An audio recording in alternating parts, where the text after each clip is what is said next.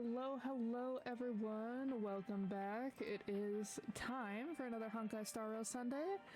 You will have to forgive the lateness of the stream. I was up playing video games, shocker, I know, until 3 in the morning, and then was writing until 5 a.m. So I didn't go to sleep till obviously 5 a.m. And so therefore woke up pretty late today. But we are doing pretty well on this Sunday. We will be continuing with the Trailblaze mission. I believe in our last episode that we were dealing with the fallout of Aglaia being assassinated. It seems that this was like she had like one more plan in her pocket right before that happened, and we're starting to implement that. And then we are starting on our hunt for Aquila, so we'll see if we can access that weekly boss this stream or not. And then we also did a lot with Cypher. Now, Cypher had like a trailer or something come out recently that I saw some snips of that I'm like, okay, so her big thing is that she's gonna die over petty change. What does she always keep on her? It's that coin, right? The little frowning or smiling cat coin. We also know that Cypher has this like big relationship with Aglaia that goes way back. What if her coin has to do with that, and then she dies trying to get this coin back, this one that's right here on her collar, because her thing says she'll die over petty change, and this coin probably has no actual monetary value, so it is petty change, right? It's also just a coin. And we see that the Flame Reaver takes her coin and she darts in to grab it, which is what leads me to that conclusion. And then of course we have Hyacinth looking like her magical girl self. Very fun. I don't really have much to update you all on. I haven't done like these guys yet because I was waiting to see if we would get to Aquila or not, because I have like almost 60 of all the rest of them. And then Planar Orbit currently is running double, so make sure you use up your coins for that. And then Apocalyptic Shadow has also reset, so make sure Apocalyptic Shadow is also reset, so make sure you do that. But I have done our simulated universe, and I did finally get the last most difficult level done. So now it's just grinding out the lore for it. As you all know, so glad to finally be done with Swarm Disaster, but just grinding out the lore on that one. And then we did our Divergent Universe for the week, got 2 new levels, nothing super exciting there. And then when it comes to this guy, I did redo this one and I got an SS score, and then I did this one twice and I got S. And then probably after the stream we'll do this one, because there's like 21 more days of this, so I could do like one a week essentially. So that's, I think, about it. I'm trying to think if there's anything else. He's so fun. I hope he becomes playable eventually. Or that he just keeps being a reoccurring NPC. We'd love that. What would truly be funny is if Giovanni is Sampo, but like in a wig. That would be delightful. Anyway, let us get started. So we were in Hyacinth's point of view last time we ended.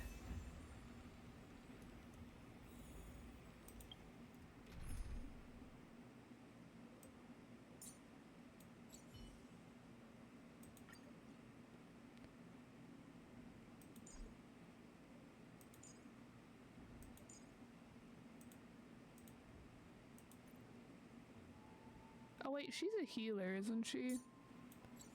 Hyacinth.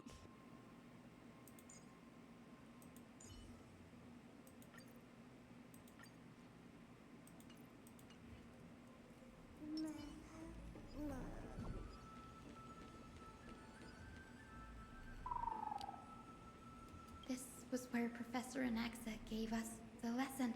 I can still see that day in my mind. And that was your last lesson in the Grove. Now, each of you will head off on your own path. How much the Grove's teachings can help you in the real world depends on how well you can put knowledge into practice. However, heed this warning. If you ever do anything disgraceful out there, don't ever claim you were the student of Anaxagoras, one of the 7 sages. Professor Anaxa, there are still other classes scheduled on the calendar. Are you sure you didn't... Firstly, call me Professor Anaxagoras. Secondly, to clarify, the last lesson means the last lesson I will teach you. I will be entering seclusion from today onwards to research ancient alchemy, and all my teaching activities will be put on hold. Ah, I see. So you're saying that the lessons taught by all the other teachers aren't good enough to be considered lessons? All you do every day is wag that sharp tongue of yours. That's a credit deduction, fine enough IDs Elysiae. I have nothing left to say. Next. Please wait, Professor.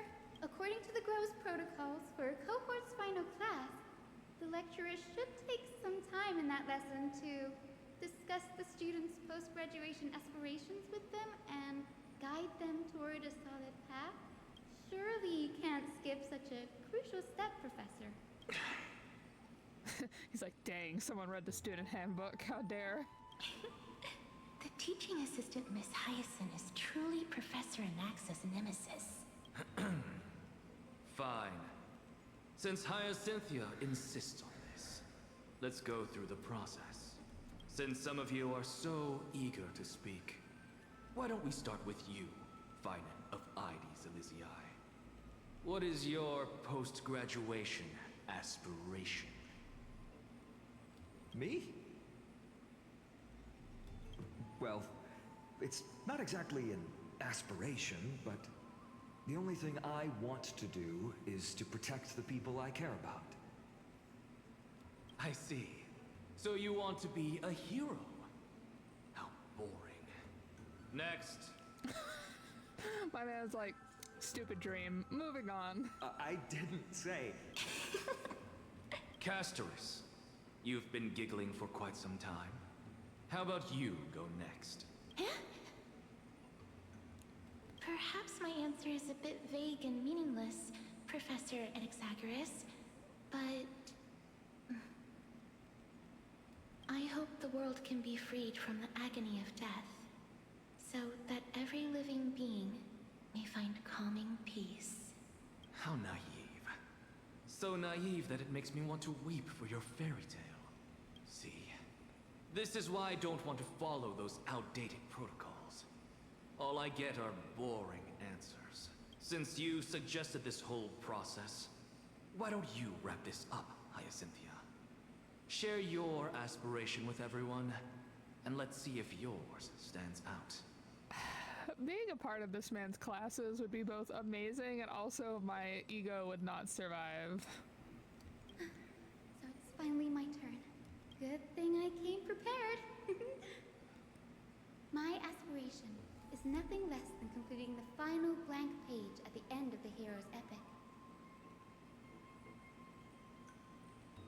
Blank page?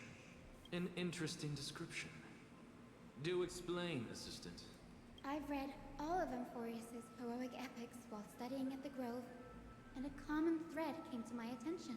Almost every epic ends with a description of the hero's achievements. But few mention how the everyday people of that time lived. No one recorded the struggles and suffering the commoners endured. So you're saying that, instead of legendary heroes, you're more focused on commoners living on the peripheries of historical records. Perhaps I'm influenced by my background. My ancestor, Seliosi the Day Thunder Knight, raised her spear against the sky and ushered in the flame-chasing era that continues to this day. Her story is told to every child descended from the Skyfolk. We have no doubts about Celiosi's greatness, yet her towering figure overshadowed every record from that entire era. What about the Day Thunder Knight's family, allies, and friends? What about the survivors and those who died in the great battles? Whenever I think about their stories by the campfire, I realize the details of those legends have been long lost, and only Celiosi's name remains. Alright, we are going to turn up the sound slightly, because even for me, that's a little low. Let's crank it up just a little bit. Her brilliance had become as blinding as Aquila's, lording over everything on the ground. That's why I'm glad that my era does not lack heroes. All my ancestors had was a sad past. But I have a future I want to protect. Instead of becoming a hero and ushering in a golden deluge to baptize the world anew, I want to stay in the backline and save all the ordinary humans from drowning in the rising waves. I wish not to return to the sky, but to walk among the masses on Earth. I believe it's the only way for the saga of creation. To include a footnote for the everyday people in its blank page.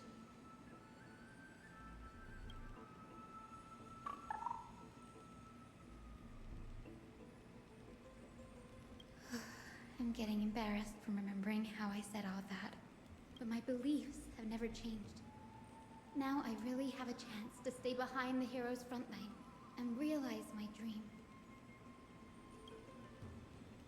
Hyacinth? Danny, what are you doing here? I didn't expect to see you again in the Grove. Finon mentioned you were gearing up for the campaign against Aquila. Are you here to... You guessed it.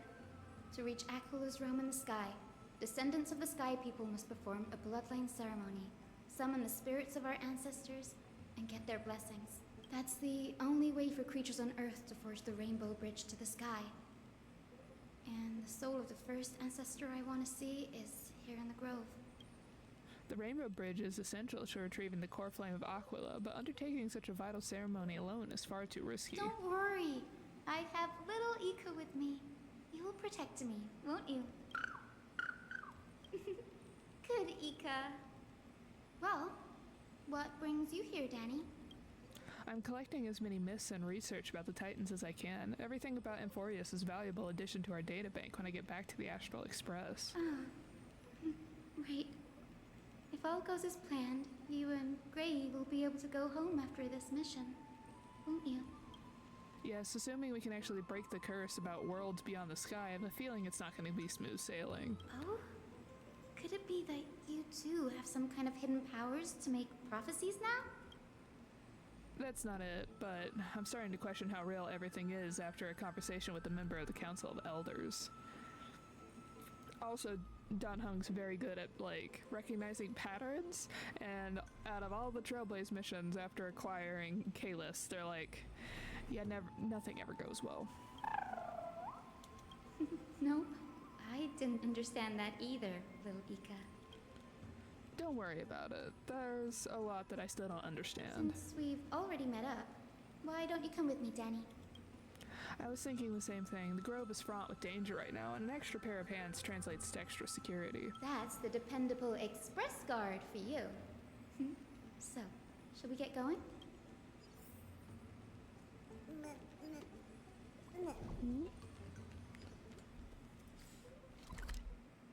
Okay, I cannot just teleport faster.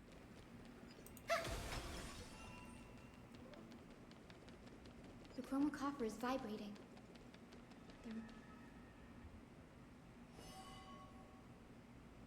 What's this? This is the divine object of the Sky People, the chroma coffer. Our ancestors dictated that when a descendant of the Skyfolk is ready to challenge Aquila again, they must first awaken the spirits of their ancestors with the chroma coffer and receive their benediction. Only after this can the chosen Skyfolk reascend to the heavens. Is it to prevent those who are not qualified from pointlessly losing their lives? Very prudent, wouldn't you say? The soul of an ancestor slumbers here. Now, I will awaken them. Right. I am Hyacinthia from the Twilight Courtyard, a descendant of the sky who has inherited the duty of flame chase. The time has come to fulfill our plan's destiny. I will join the heroes of the prophecy to return to the sky and retrieve the core flame. Ancestor, please bestow upon me your generous blessing.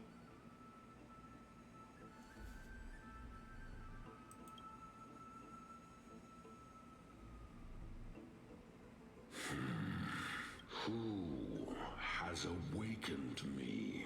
It's Hyacinthia, a descendant of the Sky People. I apologize for interrupting your slumber. You are Lord Crispus, aren't you? I've read your story in our family tree. You were a righteous judge who vindicated many who were wrongfully accused. I never imagined someone in this era would still remember my name. So, our bloodline and duty have continued to this distant age. Indeed, it has. I have awakened you in the hope of receiving your blessing. For the flame chase journey is nearing its perfect conclusion, and retrieving the core flame of Aquila is the final challenge the heroes will face. Perfect conclusion.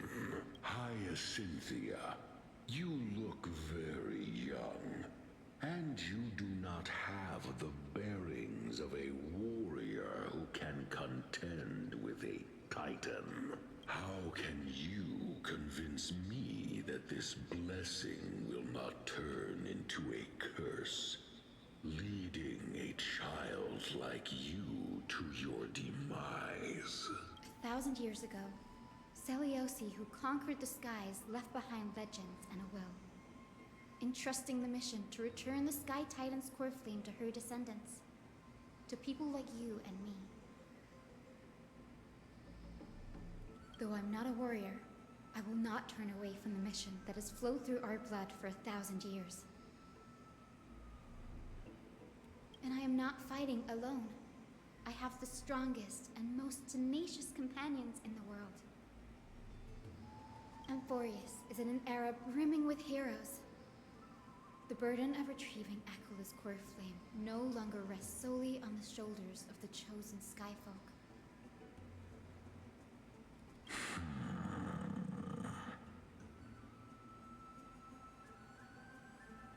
I now wield the power of healing.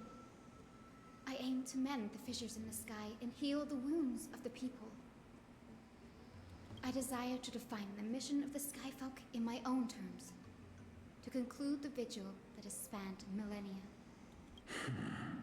I sense resilience in your words. Not an outward resilience, but something deeper within. Receive my blessings, young Hyacinthia. May you gain wings to return to the sky via the bridge of rainbows. Thank you for your trust, Lord Crispus. We won't let you down. Well done, Hyacinth. Thank you. My ancestors were all pretty strong-willed people. It won't be easy convincing them. I've run through these upcoming conversations in my head more times than I can count. Looks like your efforts paid off. Now, the next ancestor on the list. Her spirit is said to rest in the vortex of Genesis. Pity that the ceremony has to be performed in strict order. Shall we head back to Akama together, Danny? The vortex of Genesis, huh? I have a suggestion. Remember how you suggested I learn the secret arts of water from Phagosia's priests? I've been practicing that in my spare time and it made some progress. Now, as long as I have spirit water with me, I can use those techniques to carve a path directly to the vortex of Genesis. Oh, I remember. I didn't expect you to keep at it this long. That's so like you, Danny. Compared to the currents of my home, the waters of Emporius are rather untamed. Subduing the waters wasn't easy, but I've gotten the hang of it now. That makes sense. Bagusa was always described as a fickle titan in the myths. Since you're offering, then let me put your skills to the test, Danny. The spirit water gate formed with this technique isn't as stable as a ritual basin. It'll likely only let one person through. And as Fagosia's priest designed it, the entrance serves as the exit. You'll need to come back through the vortex once you've met your ancestor's spirit. Little Ika and I will have to wait here. Got it. I'm counting on you, Danny. Under the oh man, I can never say that word. Steps of their frenzied dance, the roar of celebration hides the world's heartbeat. Spirit, water, reveal the way.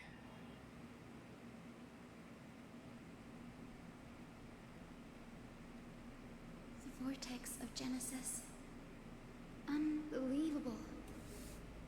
Danny is full of surprises, but this does feel way more disorienting than the ritual basin. Wait, is Lady Treeby here too? And who is that next to her? Oh, I think I know who that is. Do you have to go already, Syphi? It's been ages since you were last in Akama. You could have taken some time to rest, and we could have caught up. That's alright, big sister Treeby. I've gotten used to life on the road. Staying in this bustling city actually feels off. Besides, your prize student gave me an incredibly tough mission to handle. Cut Snowy some slack, Syphi. He's still so young, yet he's shouldering all the responsibilities Aggie left behind. Besides, Snowy's not the kind to ask for help lightly. Since he came to you, it means you're the best person for the job. You really spoil him, big sis Treeby. Guess I'm past the age for someone to look after me. Syphi. Just kidding. I get it. That deliverer boy does have a certain charisma about him. It reminds me of Aglaya in her prime. Anyway, I'm about to head out. Oh, big sis Treeby, before I go, got a little gift for you. Well, didn't expect you to be so thoughtful.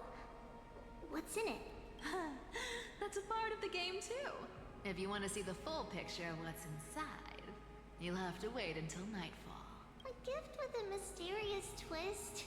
Seriously? Huh? Looks like we have company. Lady Treeby, and this graceful lady must be Miss Cypher. I'm Hyacinthia from the Twilight Courtyard. Everyone calls me Hyacinth. Pleased to meet you. Bright and cheery as a lamp. Well, hello there, pink child. I'm Cyphera from the long-fallen city-state of Dolos. As for the rest, it's all in the history books, so I don't need to repeat it here. So, you're from the Twilight Courtyard. Does that mean... Yes, I'm a descendant of the Sky People, the Chrysos heir about to take over the authority of Sky. Whoa! That's unexpected. I figured Celiosi's descendant would be, I don't know, taller, stronger. Don't judge a book by its cover, Syphi. Zinni is a master of her craft. She's the most skilled and dependable physician in all of Emporius. Don't worry, Lady Cypher. I may not be as strong and warlike as Lady Celiosi from 1,000 years ago, but I'm confident I can carry out the mission of the Skyfolk. All this talk about missions, you're making it sound way too serious. You've got to look out for yourself, girl. Don't push yourself too hard. I'd hate to see that cute face all scratched out by Aquila's claws. Syphi cracking jokes? Looks like you haven't forgotten what Aggie said all those years ago.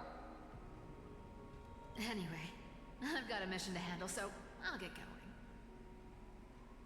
Good luck, Miss Hyacinth. And if things get tough, Just let that deliverer take the lead. Cypher uses the Coin of Whimsy's ability and teleports away from the vortex. Miss Cypher is in such a hurry. Don't worry, she's always been like that. It's good to have her back in Akama lending a hand. Oh, well, enough about her for now. You're here because of your mission, aren't you, Sunny? It's the perfect opportunity for me to go and tuck Cypher's gift away somewhere safe. The Vortex of Genesis is all yours.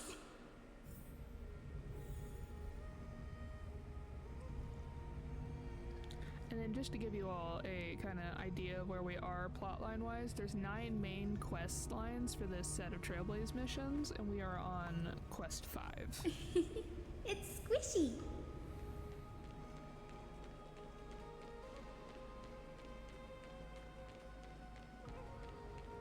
I will join the heroes of the prophecy to return to the sky and retrieve the core flame. Ancestor, please bestow upon me your generous.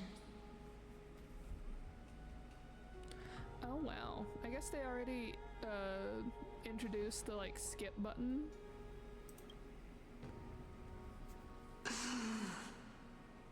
Child, what brings you before me? Could it be you're a descendant of the Sky People? Yes, I am Hyacinthia of the Twilight Courtyard, the successor of the Sky People's Flame Chase duty. You must be Electra. Legend has it that during the Chrysos War, you led our people to ally with Akama and held back the Kremnoan forces. It was your victory that earned the Sky People a place in the Holy City. Hyacinthia, you seem well versed in our clan's history.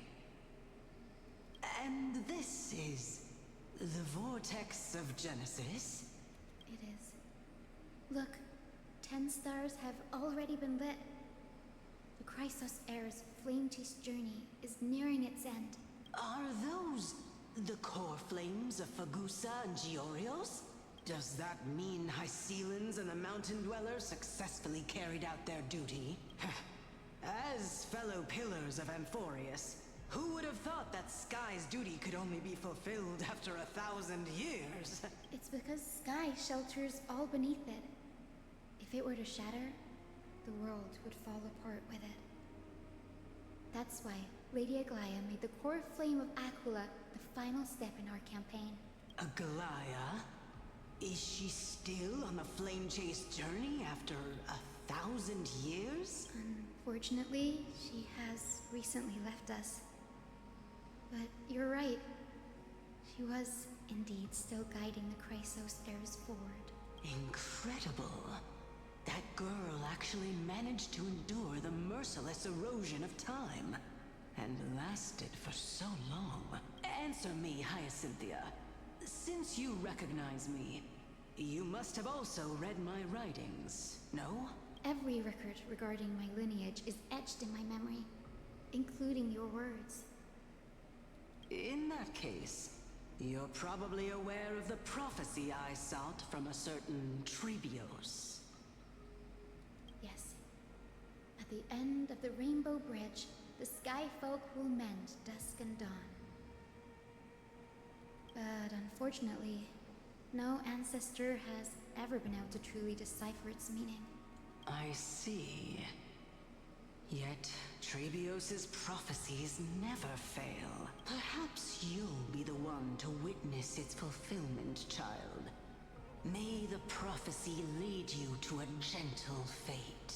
Thank you, Lady Ektra. Whatever fate the prophecy holds, I'll face it head on.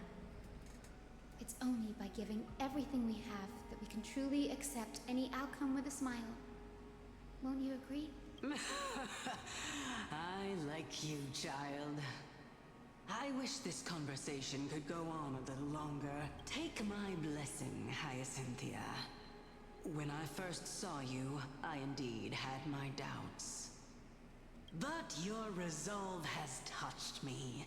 If Sky's divinity is fated to pass on, I hope it incorporates your optimism and kindness. Your blessing is a treasure beyond measure, General. Rest well. I'll make sure your gift is put to its best use. General Ektra is so different from how the records described her. She's quite a gentle person. All right, time to head back to the grove. I shouldn't keep Danny and little Ika waiting.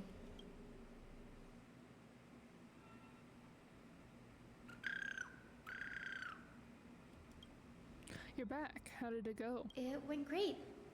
Your spirit water art was a huge help, Danny. Do you mind sharing what your ancestor spirit said to you?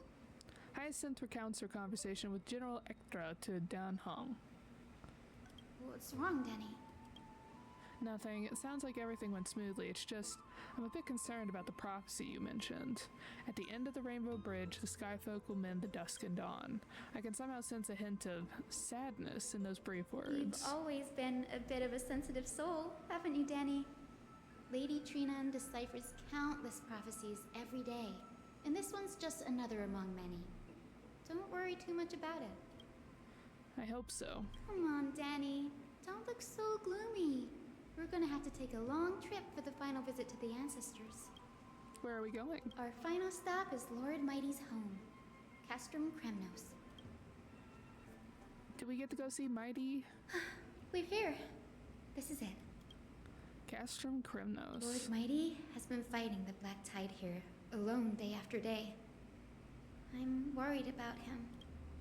He sent a message earlier, carried by thunder, warning us to watch out for the Flame Reaver's actions. That means he hasn't been consumed by the Black Tide's madness yet. We're here to complete an important mission. We shouldn't interfere with this battlefield. Don't you agree, Danny? I mean, I wouldn't mind a brief checkup, you know? Fight off some monsters with them, give them a little bit of a break. I agree. Boo. There. That sleeping spirit is my grandmother. Your grandmother? Yes, my grandmother Jacintha was a warrior.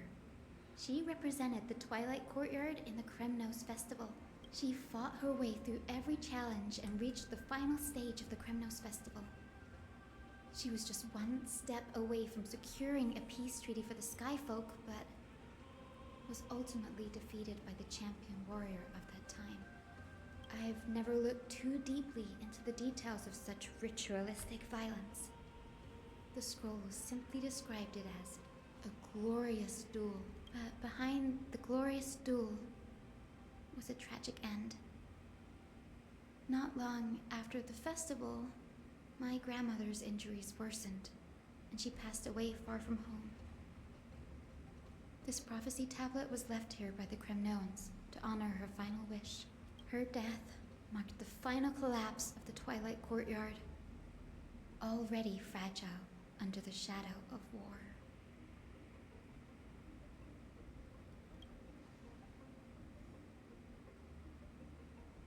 And the Konoman warrior she fought against Was Lord Krataros. That's interesting. Yet you still saved his life even though he took your family.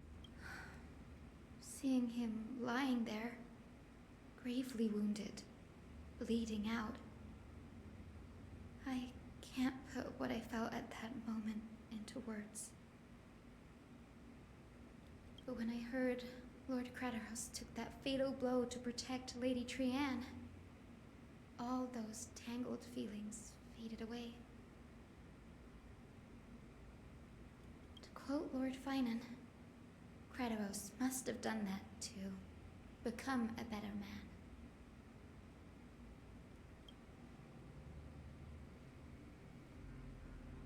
It takes true courage to forgive. You're every bit as strong as your ancestors, Hyacinth. You're getting better at this, Danny. In her final diary entry, my grandmother wrote that when the moment of destiny comes, a descendant of the Sky People would deliver the message of their departure to her spirit. I wonder what she'd think when the one awaking her turns out to be her beloved granddaughter. I I will join the heroes of the prophecy to return to the sky and retrieve the core flame. Ancestor, please bestow upon me your generous blessing.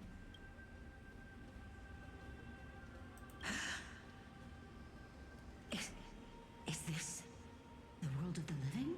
Wait. You... Could you be... Grandmother, it's me. You're Hyacinthia. Hyacinthia, my little hummingbird. Why? How? Why is it you who awakened me? I have never imagined this.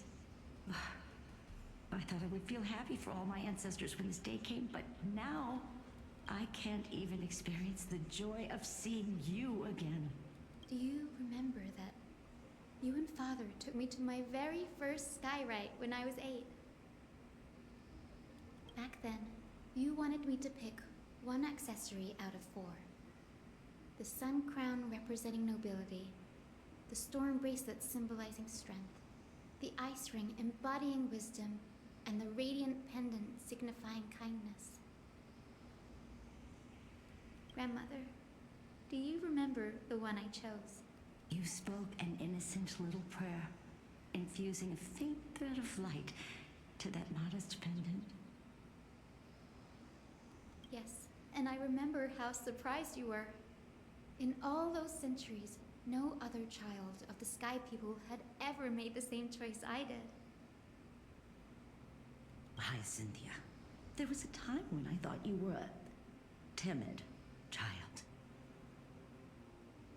You never had much interest in swords or battle and had no relation to that fiery determination and strength in our blood.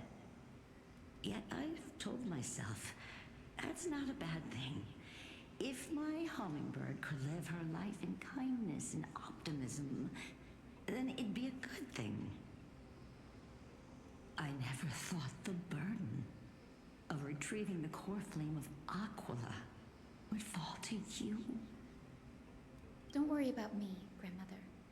I believe what makes someone a Skyfolk isn't just outstanding strength, but the capacity to shape the world. When the world cried out for a hero to challenge the gods 1,000 years ago, Deliosi stepped forward and began the flame-chasing era.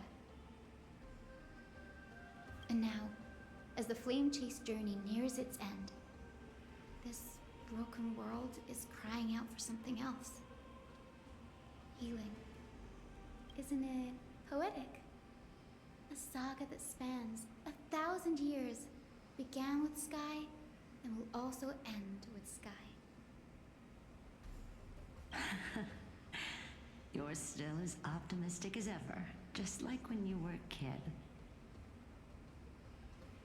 If your mind is set, Hyacinthia, then carry your resolve through to the very end. Return to the sky with my blessing, and watch over this world on the threshold of salvation. Grandmother, thank you. But I have one last request. Speak, Hyacinthia. We should still have some time. Before you go, could you tell me the tale of the Sky Hero once more? Just like you used to. Then listen closely, my dearest hummingbird. After all, this will be the last time. For millennia, the Titans waged relentless wars, leaving the world scarred and ravaged. A century of the Chrysos War plunged the nations into chaos and decay, until a spear, fueled by mortal rage, pierced through the smoke and flames that buried the prophecy of deliverance. Aquila, the celestial shaper, The 100-eyed divine bird crowned with the blazing sun and wielding thunder.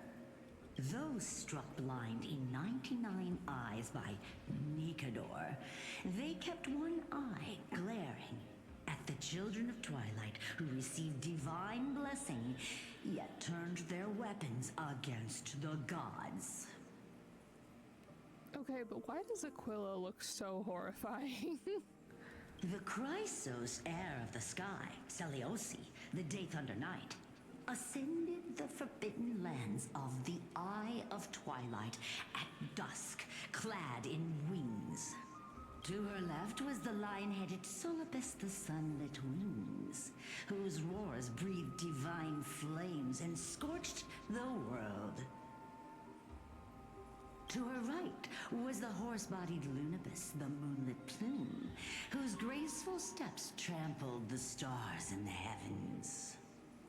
The one warrior and her two beasts challenged the ruler of the sky, determined to seize the divine core flame through plunder.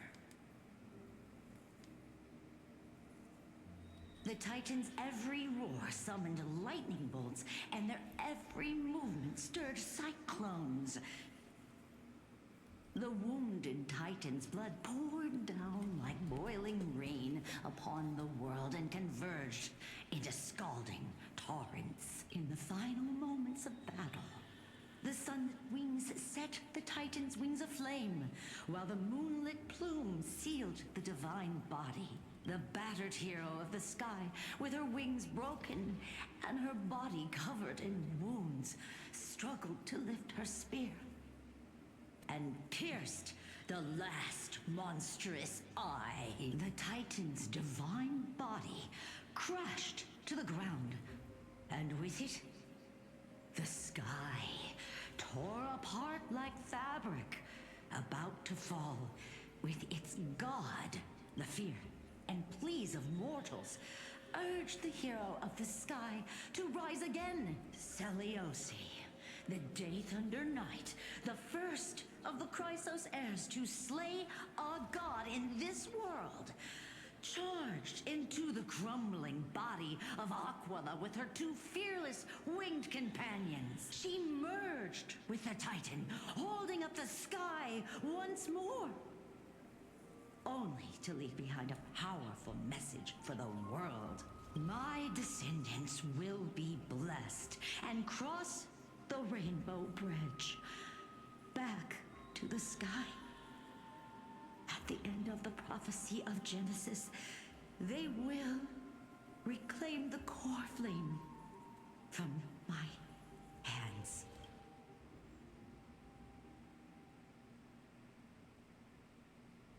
A few days later at Dawncloud. Today's the day.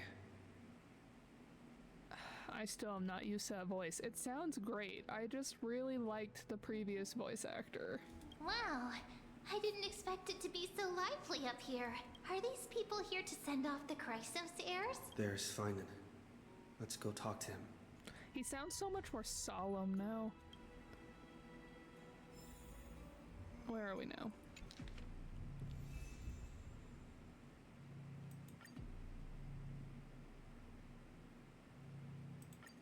I don't hear it.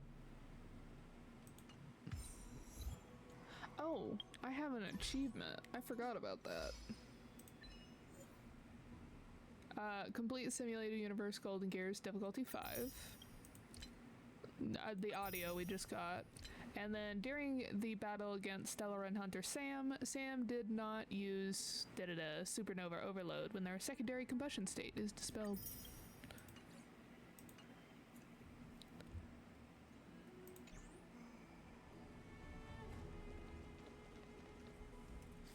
So where are we and have we been here before? Yes. Is that a hand of Exagrius? Why is it way over there?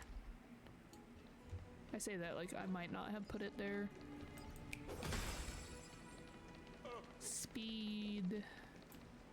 I know this is a big ask, Namasune. I hope you understand. Please don't say that, Lord Finan.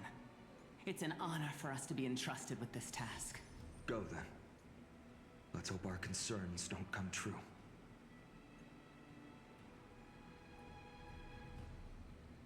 I hope you all return safely, my lord.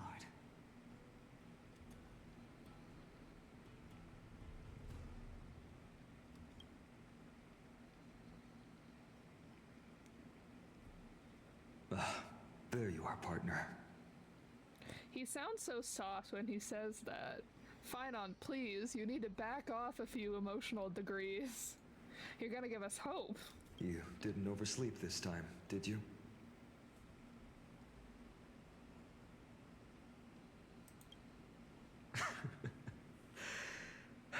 Always dependable. I just hope you didn't lose any sleep. We've still got a tough fight ahead. Ready, comrade? If all goes according to plan, this could be the last battle where we fight at each other's side.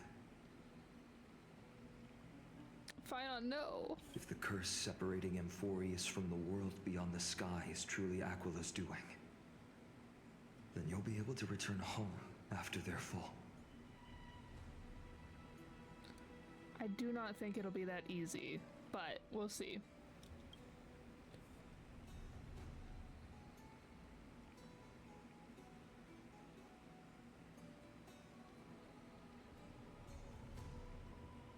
That would be a problem. We'll need to get you home before Aranova. Let's leave the emotional goodbyes for later. That'll give us some time to figure out what we should be feeling at that time. Besides, when we were playing the Seal Slammers, that bumping seal game, didn't you teach me something back then? Not them having to like slide in this game into the main storyline. I wonder how few people actually played it for them to have to be like, hey guys, remember that game that we made? Yeah, Seal Slammers? Remember that?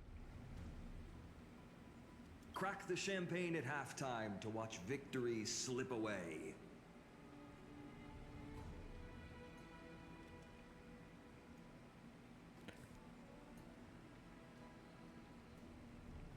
The last mile is the hardest. That's from Dunhung. Same principle, just more elegantly put. Hey, speaking of Dunhung, where is he?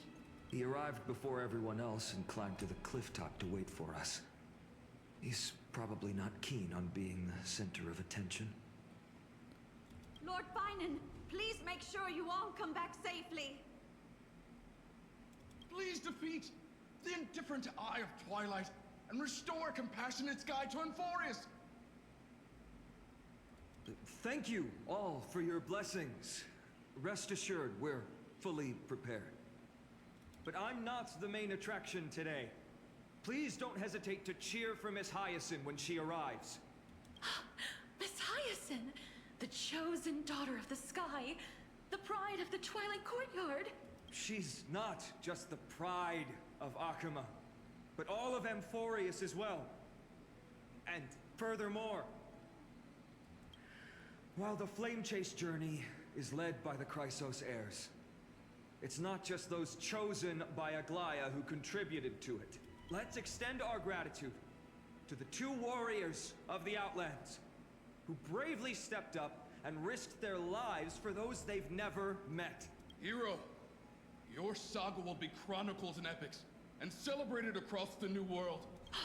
Warrior from the Outlands, endowed with the might of Orynyx, the vanguard of deliverance.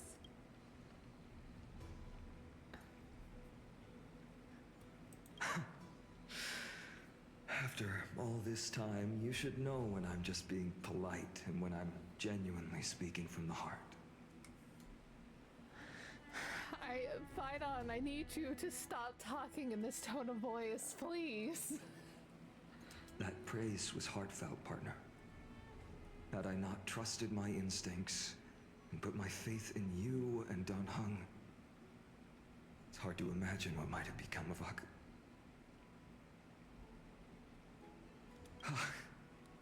The guest of honor has arrived.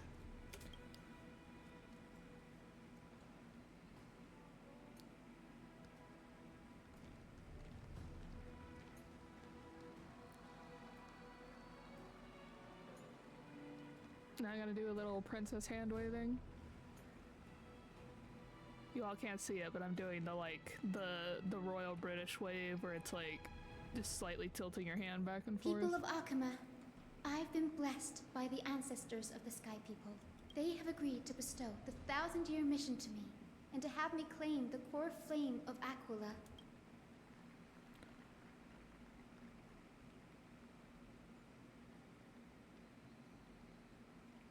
Today is the year 4932 of the Light Calendar. 1062 years since the hero Seliosi initiated the Flame Chase journey. I, Hyacinthia of the Sky People, am prepared to lead the children of humanity back to the sky. History doesn't breathe evenly. At times, it suspends its breath for millennia, as though time is frozen. At other times, it pants rapidly, as if poised to topple the world and our civilization in an instant.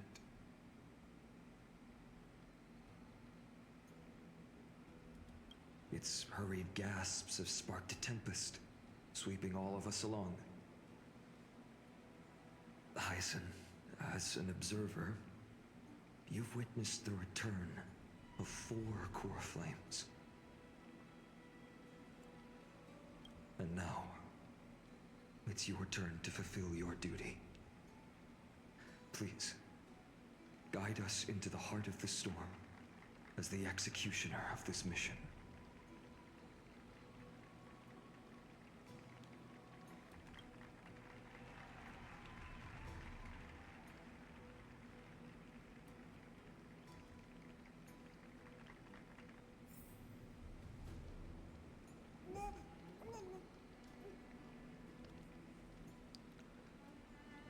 Oh. Very emotional religious moment for everyone.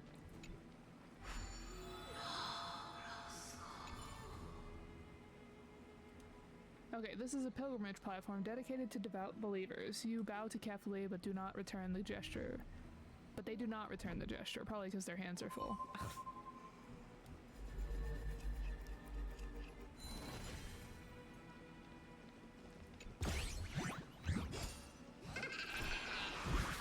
I've never had that happen before. Also, we found out in Cypher's little companion mission that Bartholos is the actual god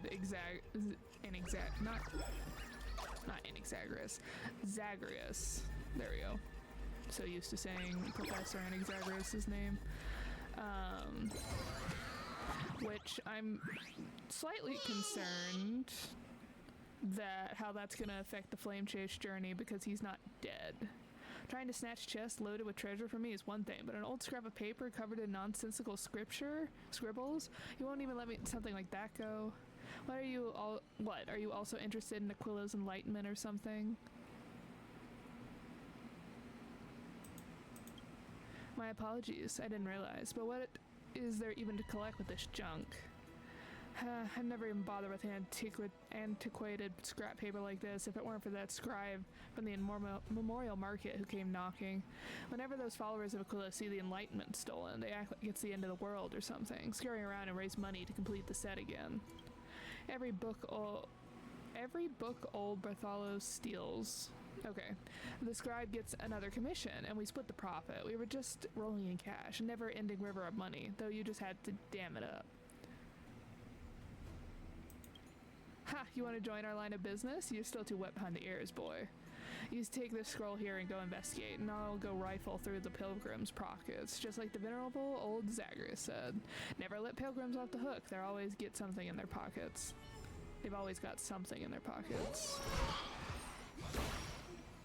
Thief steals stealthily.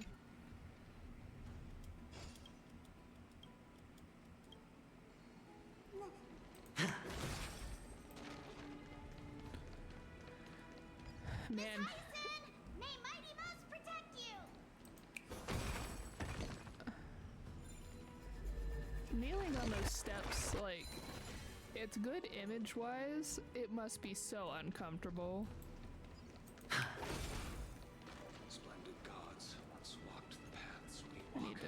sure I'm like, there we go.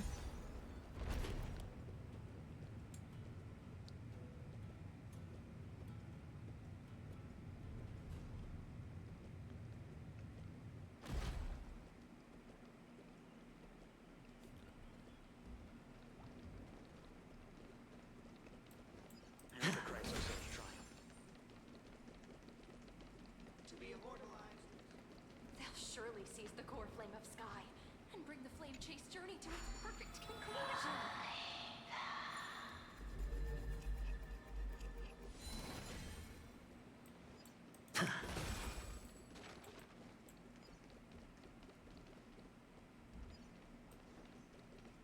Well, considering the fact that,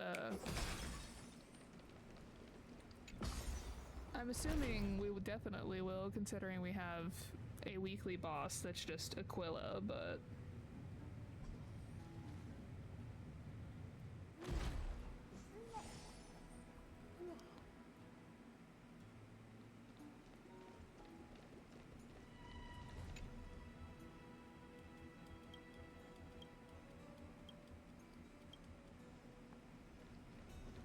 Thanks for waiting, Dunhung.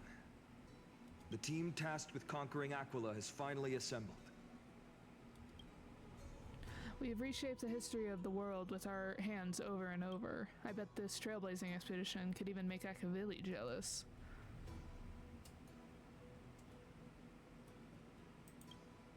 So full of energy, comrades. Seems I chose the perfect day. Hyacinth, it's all yours now.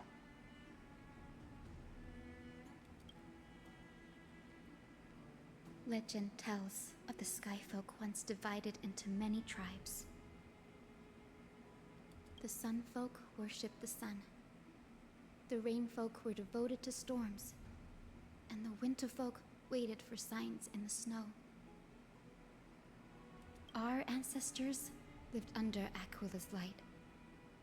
Yet they were blinded. They forgot that the light that illuminates the world is made of countless different colors. Sorry. We're blinded to all but one color. That's why the rainbow is my favorite. For not only does it reflect the many colors, it is also a bridge.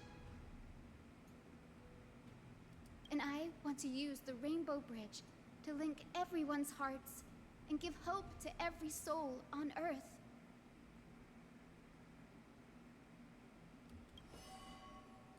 Ancestors, with the rainbow as your guide, lead me back to the home of the Skyfolk, a land we have not seen for 1,000 years.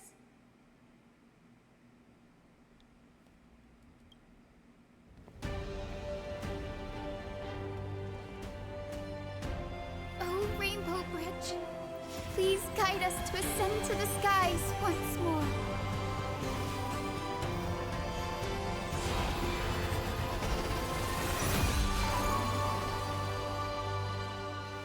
Friends, let us soar together.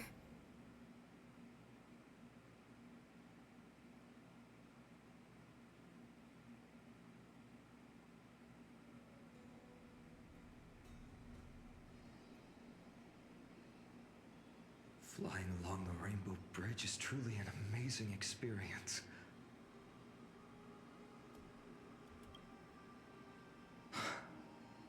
The Eye of Twilight. It's the legendary sky fortress of Aquila.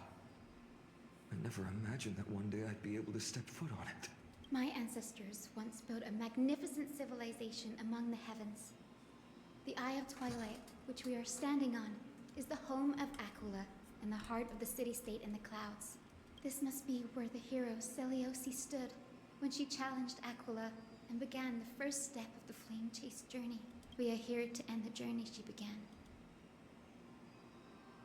Yes, what we must do will not change, no matter how much of the legends are true. According to historical records, the civilization that worshipped Aquila once mastered advanced technology, which made their strategically located Sky Castrum the only force that could face Castrum Kremnos head-on in the Chrysos War. But they were divided within. The frequent wars started by the Chrysos heirs drained their power, especially after the prophecy descended. Apparently, the division was between the two most important sky tribes, the Sun Folk and the Rain Folk.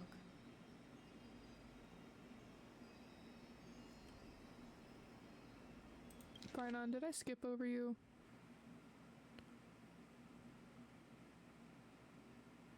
Okay, I did. In the end, they had to hide among the clouds, far from conflicts raging below. And Celiosi's frustration towards the endless strife among her people made her turn her spear towards the Titan above.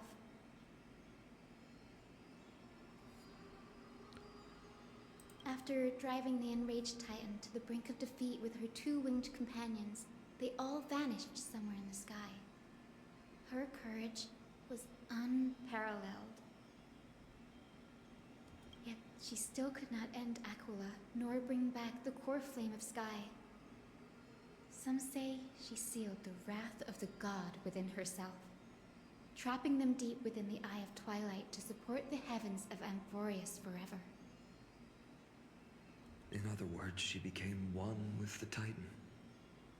I would have considered it a fairy tale, but after seeing what happened with Professor Anaxa, not anymore.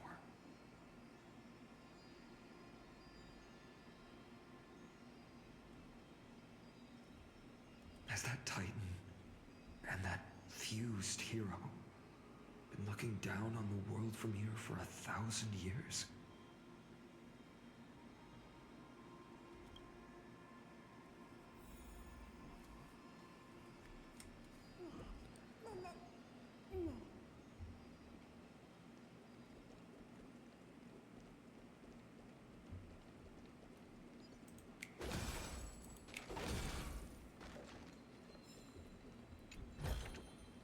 A reward with no risk?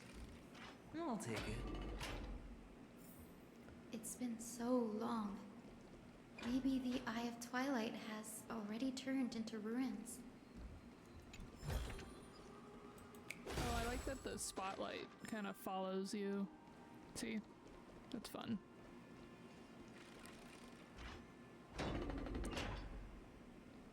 Oh?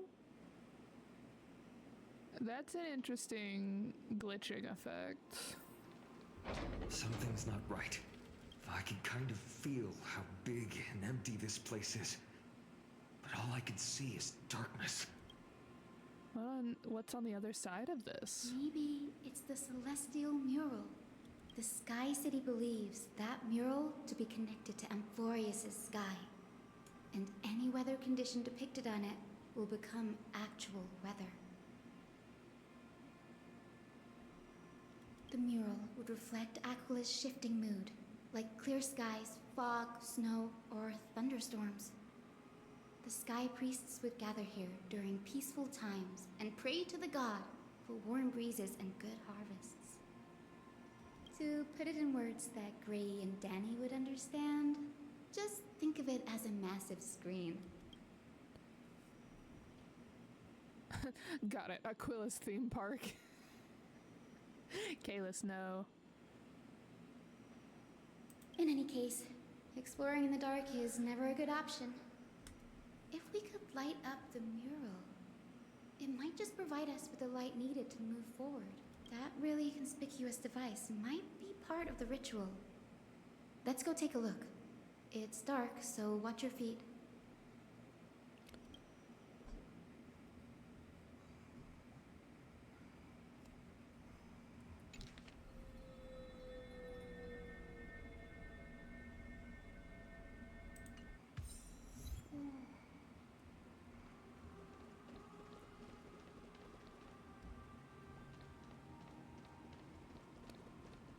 Oh, this place is slightly creepy. An anamic metal component adorned with star and moon patterns that clearly signify belonging to the Eye of Twilight is no ordinary object. Oh, great. Oh, we're not gonna.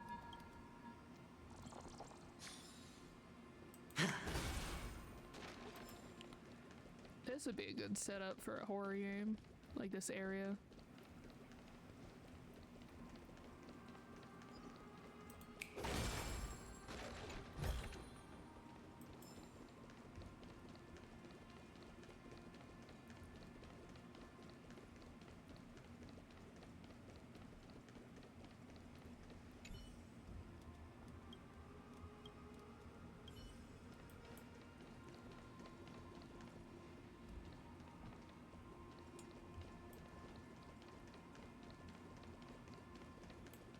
Man, does this place feel like a simulation.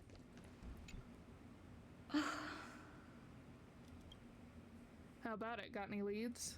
I have no idea how to turn it on. If only we had help from the wisdom of those who came before us. That's it. I almost forgot. Gray, Memi, can I borrow your powers?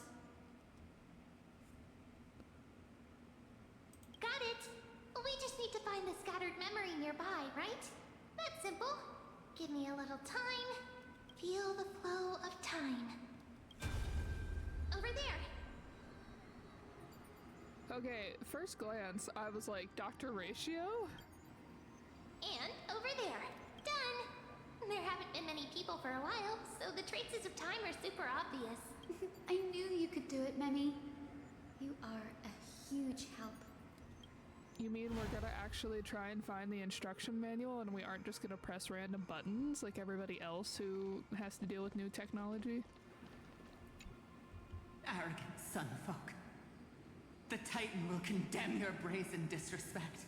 But Aquila, you that shape the sky, why do you avoid the pursuit of dark clouds? Are not clear skies and stormy rains equally your creations? The Sunborn see your behavior as an act of favoritism towards them, and weaponize this reason to oppress my people. The Rainfolk will not suffer in silence. Oh God, if you remain silent, we shall have to forge our own weapons and resist the malice concealed under your brilliance.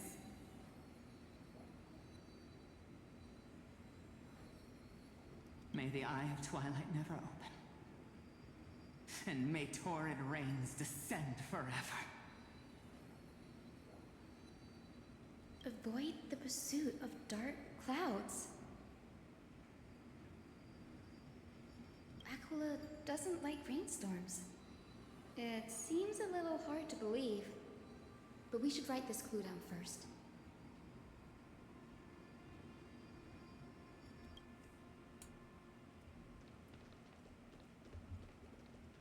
I mean, if it's a giant machine, that would make sense. Dr. Ratio? No. Okay. I was like, question. Huh. Foolish rainfolk. The great Aquila has already left a mark of their manifestation on the golden clouds.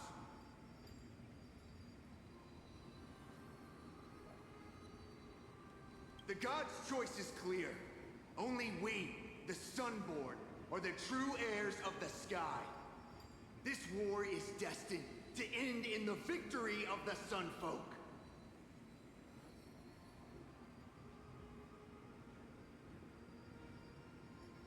May the Eye of Twilight never close. May eternal daylight embrace the land. Left a mark among the golden clouds.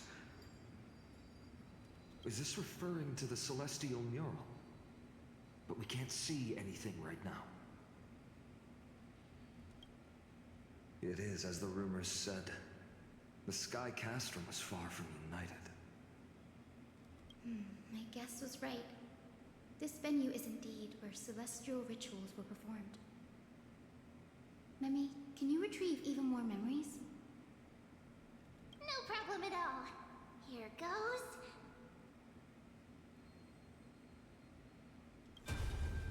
There we are! Wind, snow, rain, shine.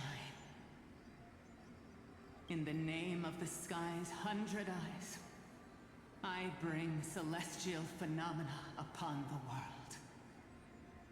The turn of dawn and dusk, commanding the celestial globe. Awaken, celestial mural. Stop, foolish Cloudborn! How dare you tamper with the celestial globe and distort the weather? This is blasphemy! The Titan bequeathed the celestial globe to our ancestors, so that we could divide the light and dark equally between day and night. so that all things could grow beneath the celestial phenomenon they preferred.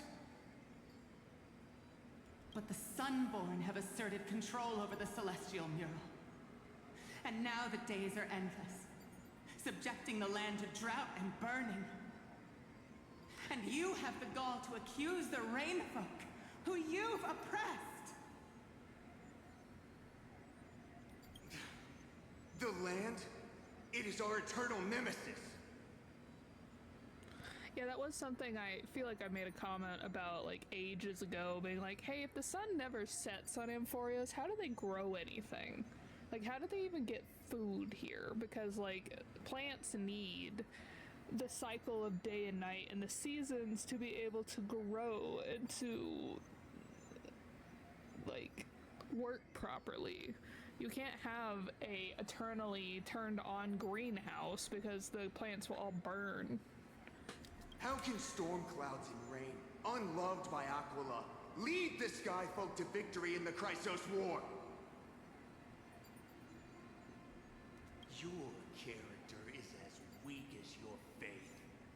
Go seek out a corner untouched by the sun and weep solitary tears in the shadows. That's all you lot know how to do anyway. Cry in silence.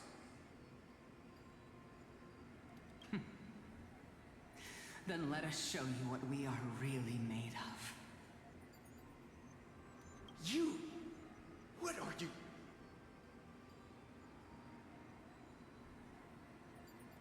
What are you trying to do? Fanatics whose minds have been muddled by the heat. By Aquila above, meet your demise!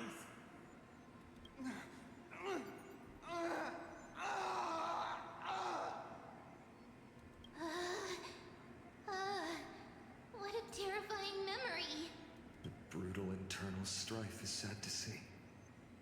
It appears the Sky Cities didn't fall to external threats after all.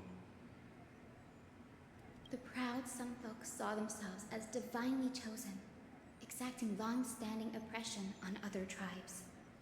And the Rainfolk suffering beneath them began resenting the divine and plotted their retaliation.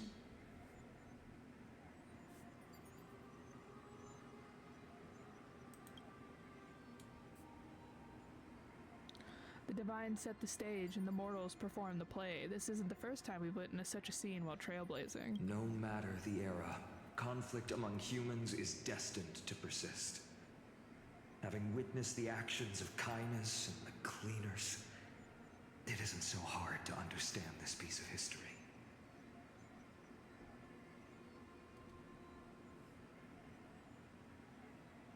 There's nothing but empty silence here. I fear there were no winners.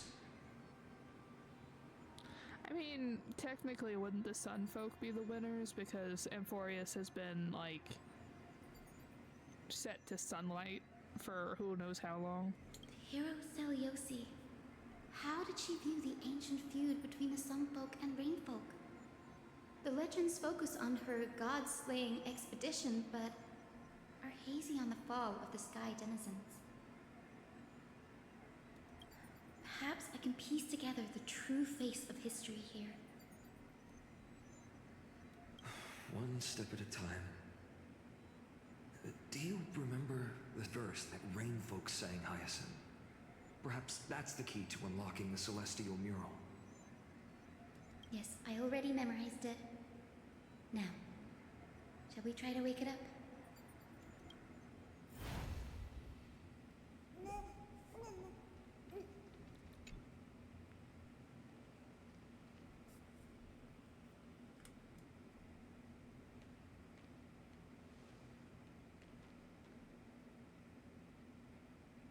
Wind, snow, rain, shine. In the name of the sky's 100 eyes, I bring celestial phenomena upon the world. The turn of dawn and dusk, commanding the celestial globe. Awaken, celestial mural!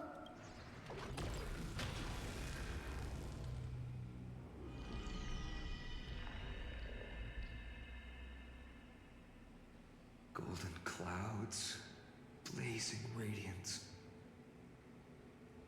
What a breathtaking scene. Look, the mark of their manifestation mentioned by the memory fragment.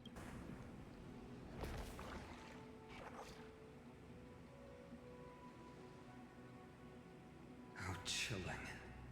I wonder if Aquila is also watching us.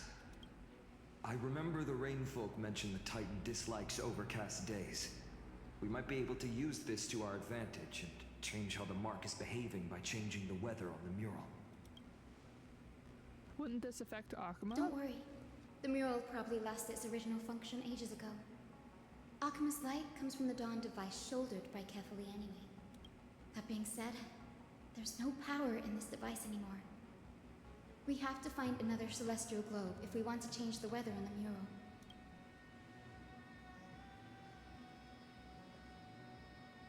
There! That circular device. I'm quite familiar with it. That's a west wind compass of the Twilight Courtyard. We can use it to create a miniature rainbow bridge to walk on. Who knows? It might even lead us to other areas of the Eye of Twilight. Technology passed down from the Golden Age is finally proving useful. Let's go. Leave the adjustments and calibrations to me.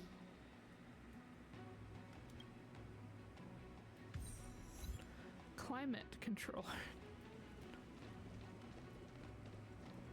Oh, that's creepy. Oh, that's interesting, the like rainbow circle effect.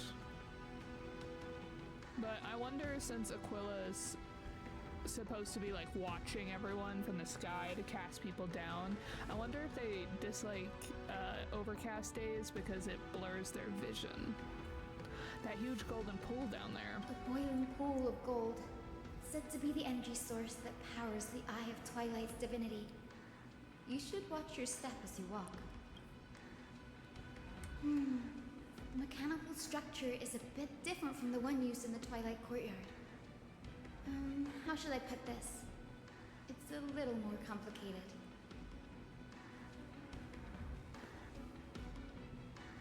Can you handle it, Hyacinth?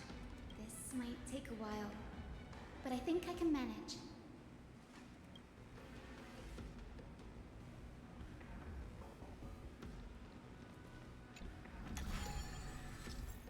Oh, it's a puzzle. Okay. Observe the starting point, finish point, the direction of the arrow on the compass, and the distribution of red obstacles. Rotate the ring on the compass to reach the finish point without running into an obstacle by following the arrow's directions upon leaving the starting point. The red fan-shaped zone represents obstacles that block the path and the route cannot pass through them. Be sure to avoid them when going through the route. Use the select button to choose a specific ring and use the rotate button to turn it. When a rotate has been connected, a hint will appear on the compass. Tap the confirm route button to finalize your route. After confirming a route on the compass, mechanisms will be triggered. A rainbow path will be added to the map according to the specified state of the compass. Deep breaths and find the way out. Okay.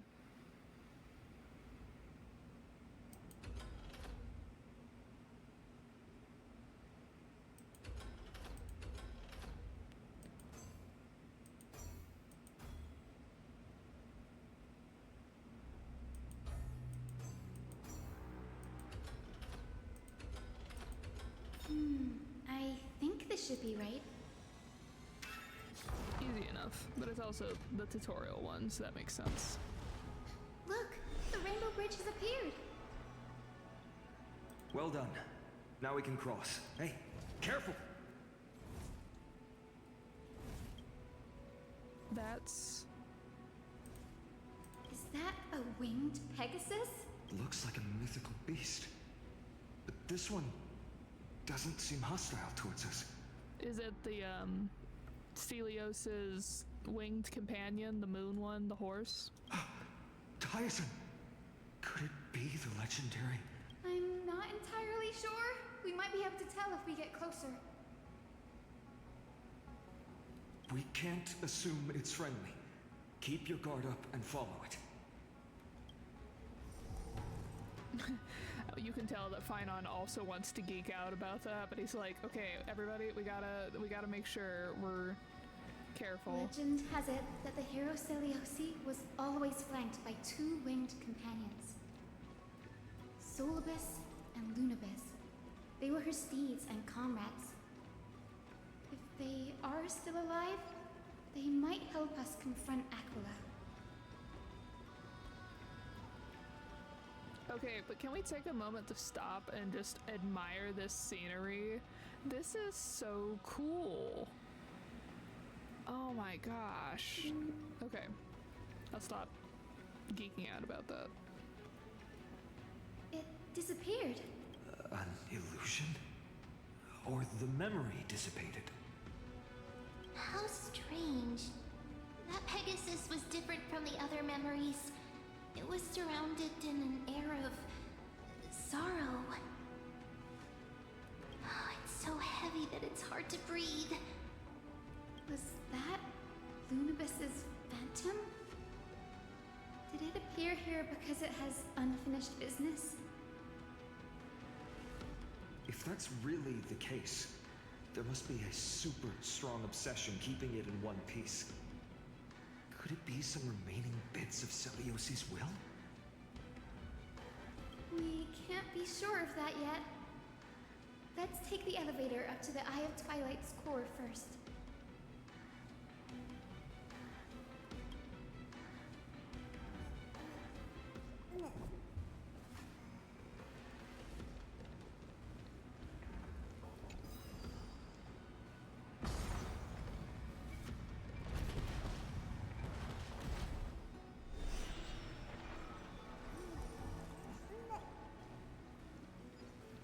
Lady Lunibus?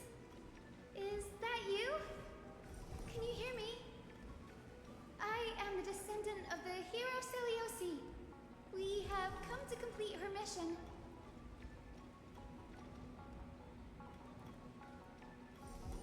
See if we can just scoot past them.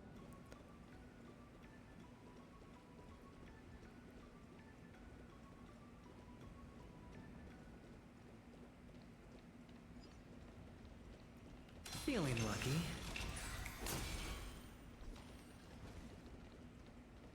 That's another one?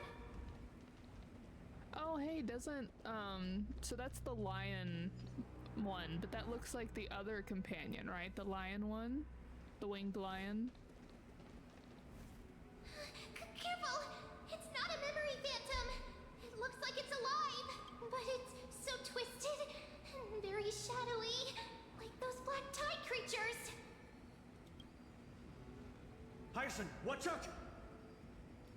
So, you're Lady Lunibus, aren't you?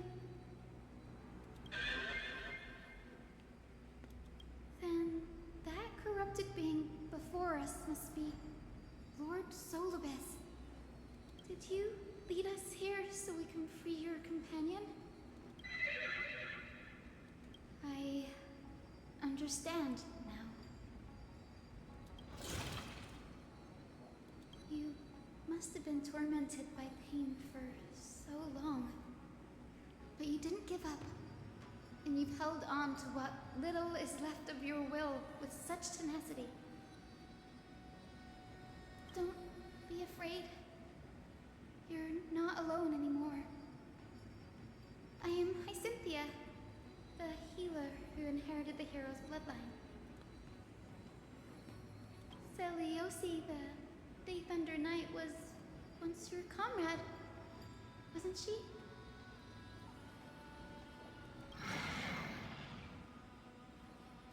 Lord Solibus, your body has been completely corroded by the black tide. But I can still heal your tenacious soul. Just like Lady Lunibus, even if you've lost your mortal body, your spirit remains pure.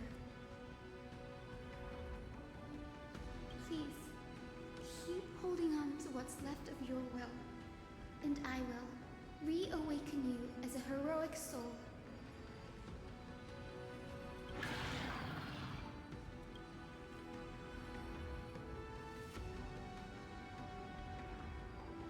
It must have understood me. It's a creature of wisdom and tenacity, despite being mired in the agony of the Black Tide. Solobus, the sunlit wings that once accompanied the hero.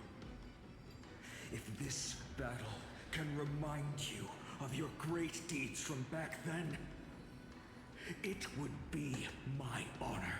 Come on, heroes! I love the background noise. It's so... it like gives that vibe, that heroic vibe.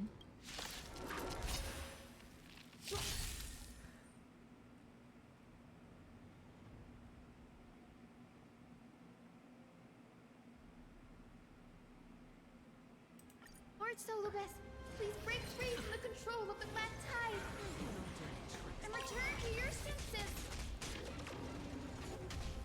Serenity is before me.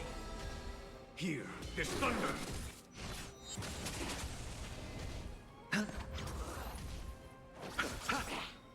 The dead return! Nothing major. Was that it? Watch your head. Bust. Or maybe I'll take it off. Oh.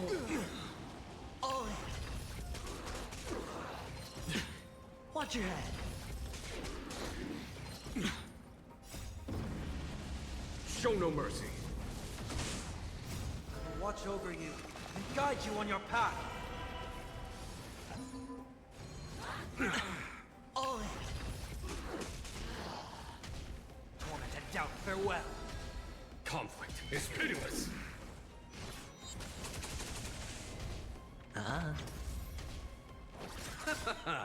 The dead return!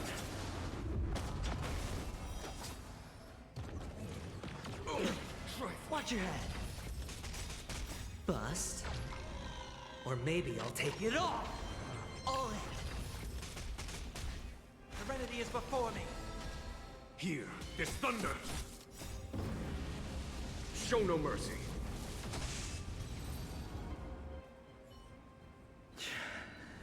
It's over. Solobus.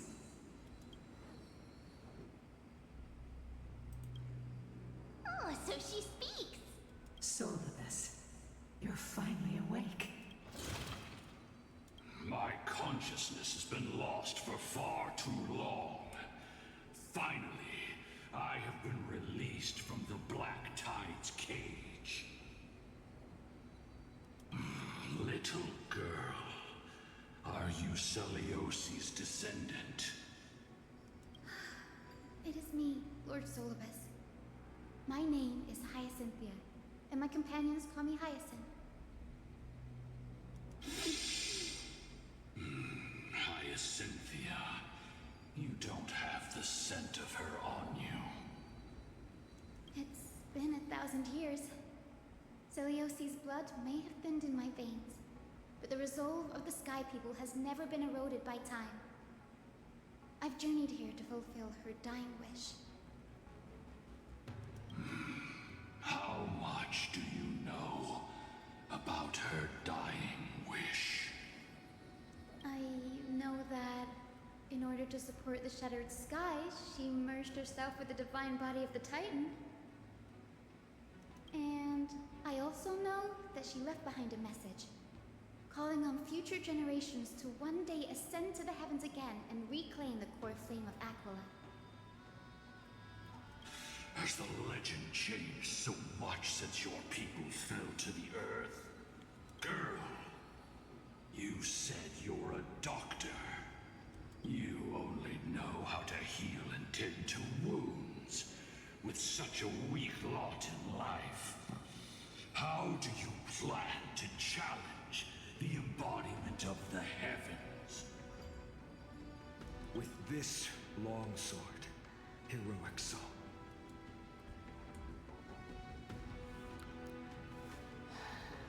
Alright.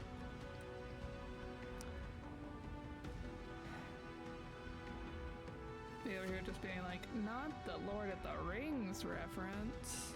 As you can see, we're all Hyacinthia's companions and comrades. You've already witnessed our combined strength. It It's not bad, but still lacking compared to her. Solidus, let go of your ego and accept their kindness. You've been trapped in time by the Black Tide, while great change has spread over the world. If I'm not mistaken, the god of war Nikador also fell to the hands of these warriors. We've laid all the other Titans to rest, one by one. Now the final target for the flame chase is the master of this sky fortress. Please guide us to an audience with Aquila, heroic souls. Seliosi initiated the era of slaying gods and attaining their flames. Even if she could not witness the end of this era, you will all at least bear witness on her behalf. Confidence and fierceness. Yes, I do indeed see a shadow of her in you.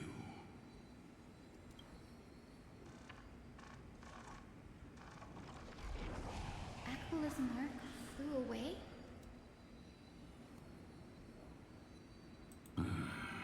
Maybe they detected our awakening.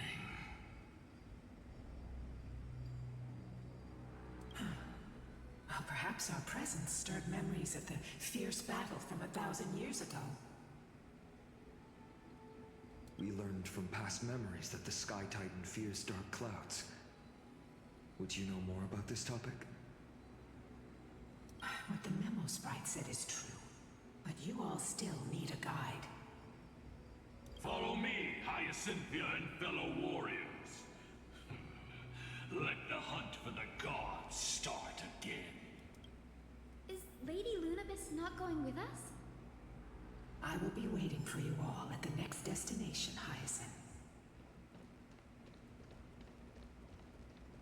The Lord Solibus kind of sounds like Mighty's voice actor. I wonder if he also did Lord Solibus's voice. Well, it looks like we're gonna come up on the elevator and then circle back around eventually. Got it.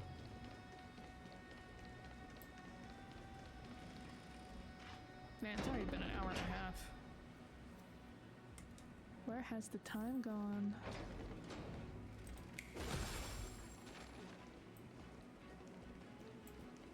Man, I love playing as Adventurine. My special boy, which I'm pretty sure has the most Eidolons? No.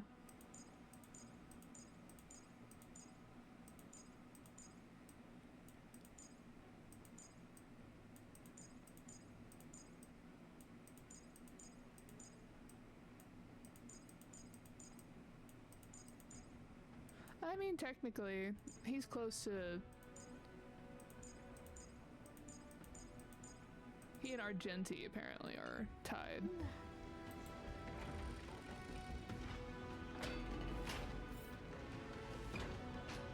A 1,000 years have passed, and yet this place feels the same.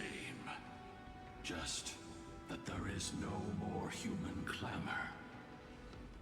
This is the Hall of the Sunfolk, where the Sunborn once held grand ceremonies to give thanks for Aquila's gifts. So, did the Sky Titan really take the side of the Sunfolk? Everyone thought so until Celiosi's spear pierced through Aquila's wrath. Only then did we understand that Aquila wasn't hiding from the clouds and rain, but from the horror that lurked within the unlit shadows.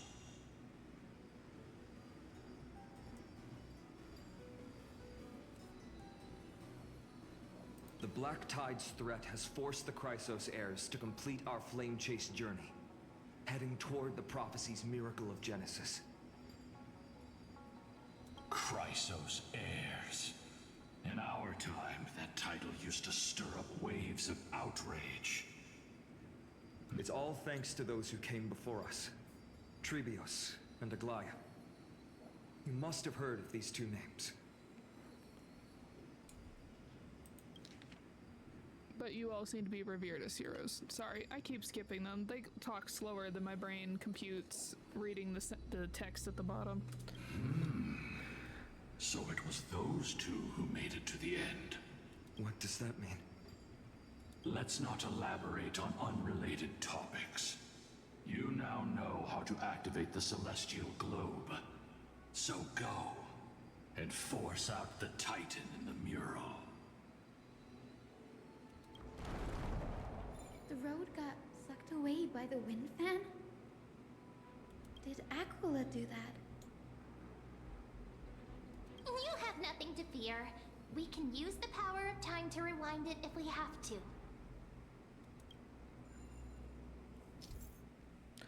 Okay.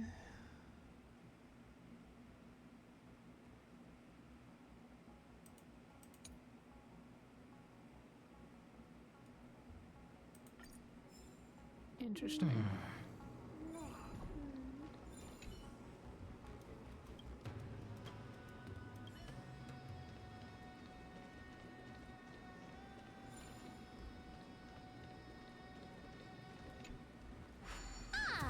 It looks like this device can amplify the power of Orynyx's prayer. Why don't you try to change the wind's direction with this thing, partner? Now the prayer should rewind for even longer. Let's try to control the wind's direction with this thing, partner. I'm guessing probably this thing should have timed out.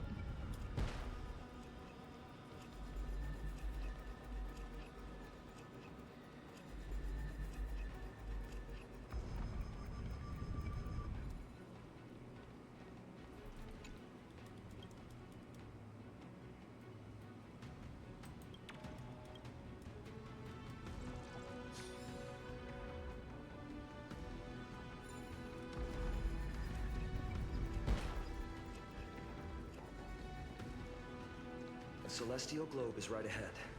Let's go and force Aquila to come out.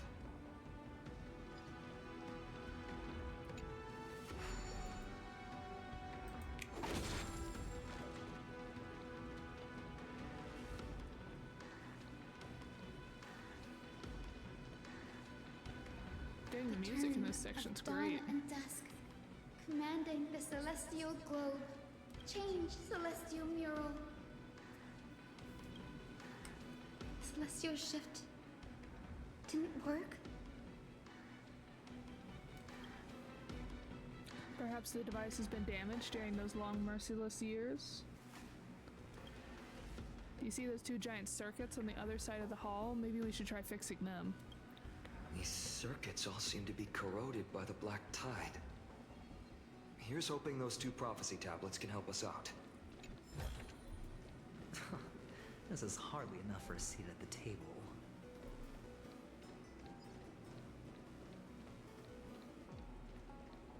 Feeling lucky. Let's wait and see.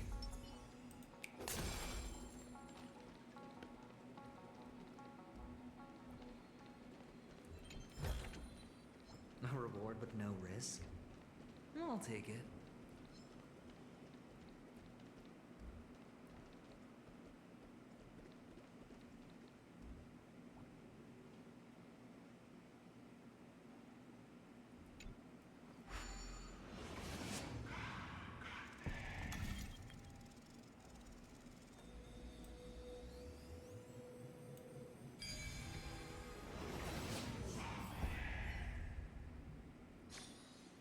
An unsurprising win.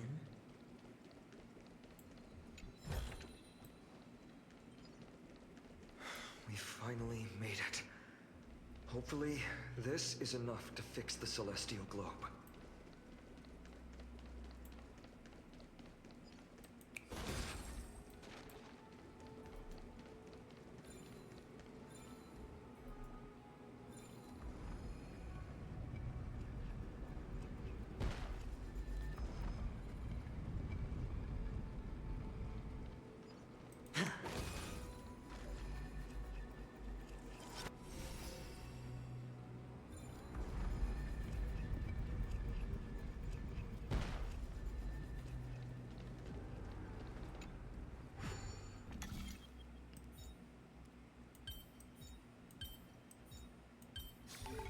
Easy peasy.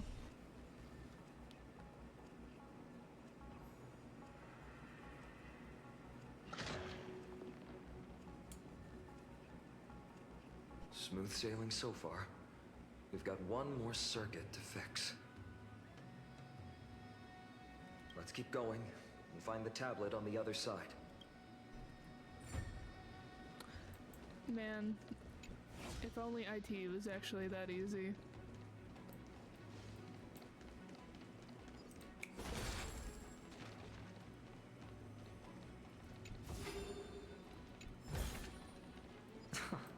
This is hardly enough for a seat at the table.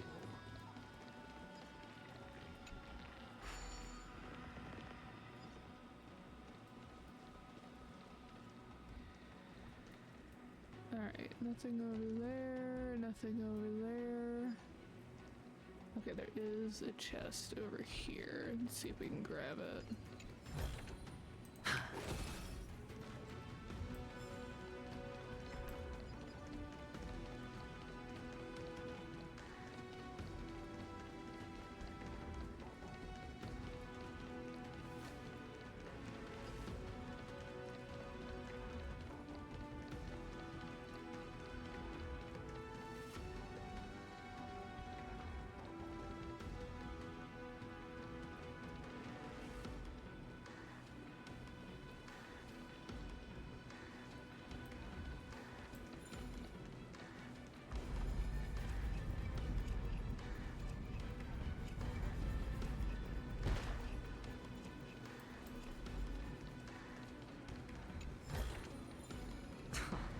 This is hardly enough for a seat at the table.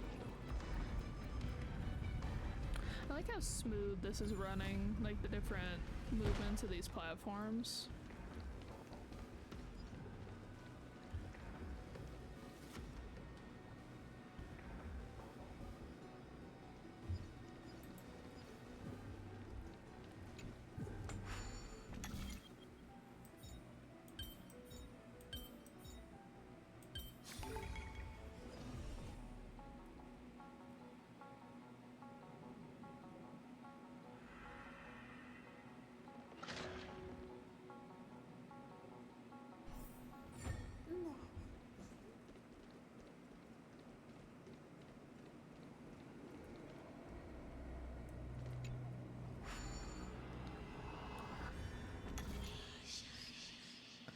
Alright, that'll drop you down. You need 8 moves though.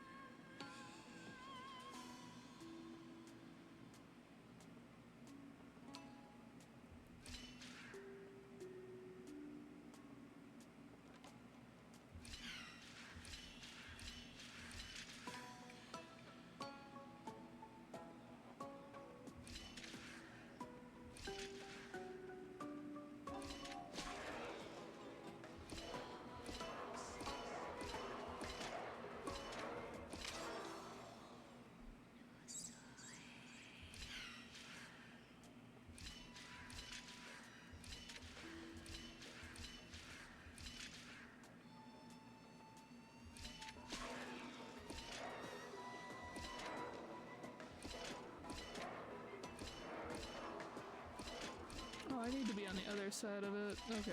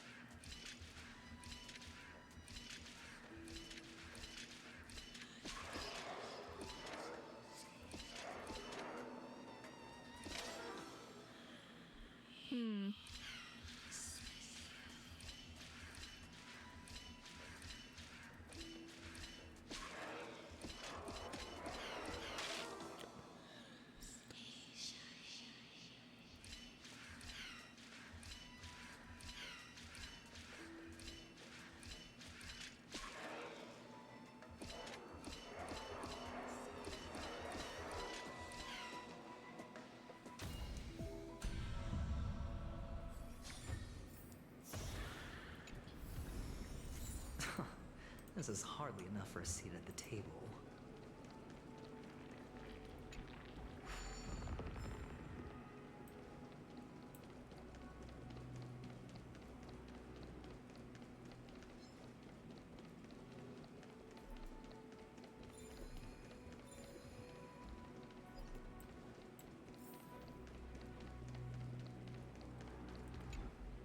The turn of dawn and dusk, commanding the celestial globe.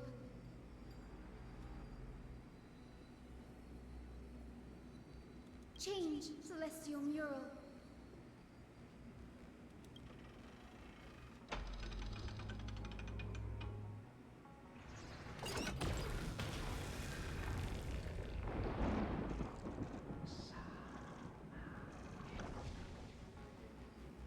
The mark has disappeared again? Looks like they're still avoiding us.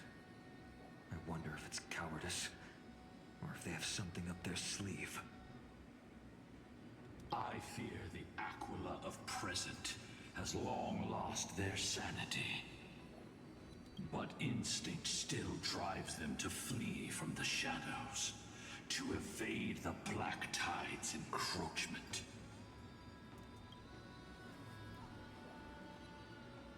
I have no knowledge of Celiosi's situation, but I am certain that the will behind that mark is not hers. She would not abscond like a disgraceful deserter, willingly exiled by the pursuit of dark clouds. It is time to leave this place. Lunavis awaits you at the next stop. A moment, please, Lord Solibus. I have one more thing I wish to do. What is it, girl? To honor the pact with Celiosi. Her descendants spent a millennium looking up at the sky. I believe my countless ancestors who lived for that purpose deserve to know the truth behind her legend. If you don't mind us knocking on the gates of the past, maybe I can peek into this place's history. You are the ones who hold Orynyx's miracle. I have no authority to prevent you from delving into the past. Memi, Gray, could I please ask you for this favor?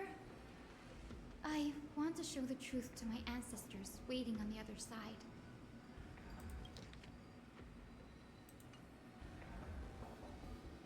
If there are falsehoods in the legends, then there must be a reason for its embellishment.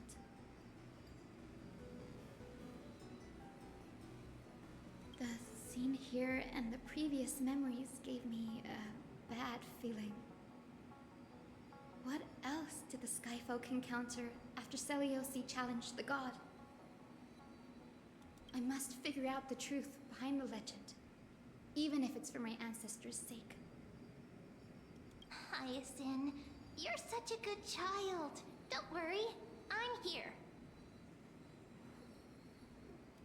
The memories surging here are even more intense than at the entrance.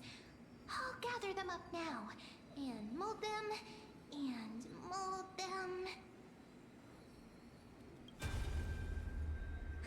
All done! Thank you, Memi. Everyone, please, witness history with me.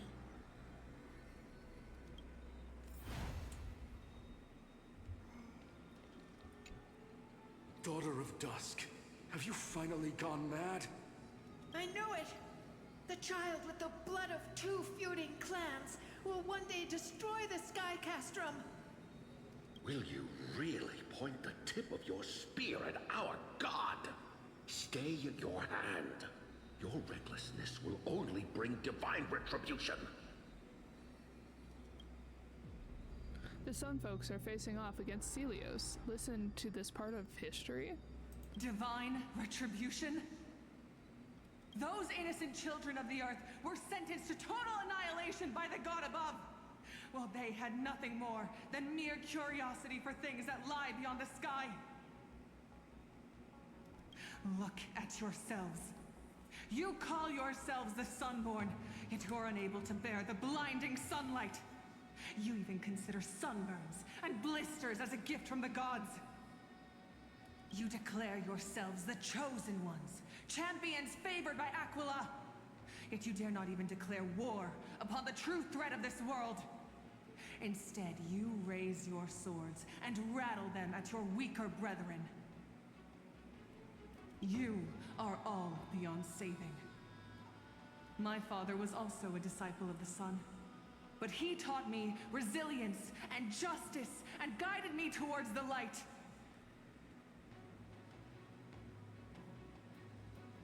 He taught me wherever there is light, there is hope. Wretched people, I see no hope left in any of you. Even a shadow has more dignity than you lot.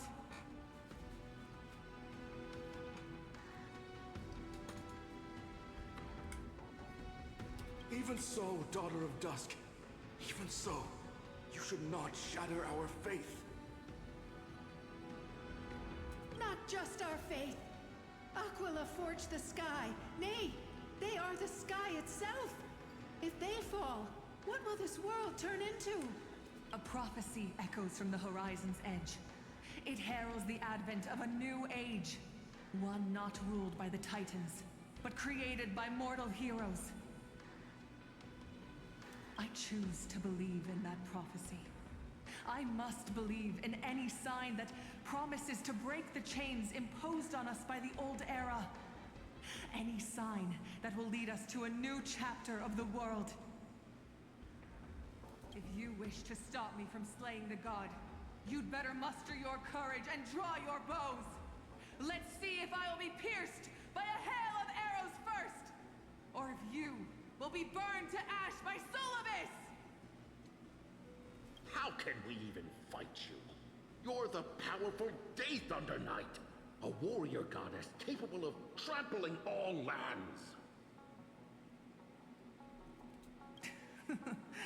I am not a god, but the only mortal in this cage who is brave enough to defy the Warden. The sun folks in the memory fall silent. Their expressions are ashen despite being under the bright sunlight.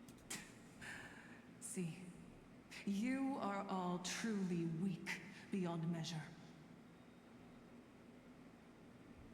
The hunting ground beckons. Come, Solobis! The hero Celiosi, disillusioned by the sun folks' deeds, decided to sever the source of it all. The god they so blindly placed their faith in.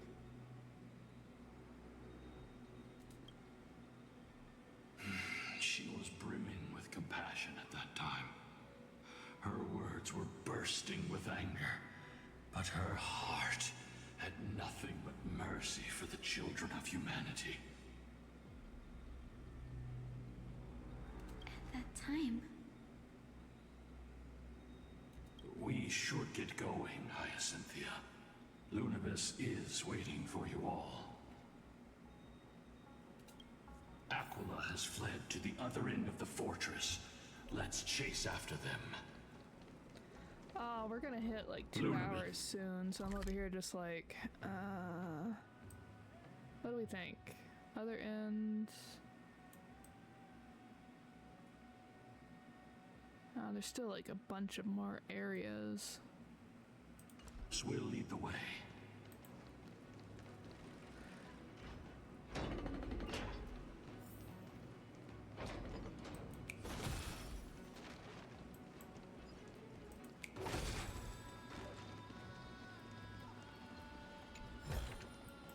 A reward with no risk? I'll take it. Lady Lunibus, we're here. Aquila. Even though they have been corrupted by the Black Tide, they still maintain a connection with their kin in this fortress.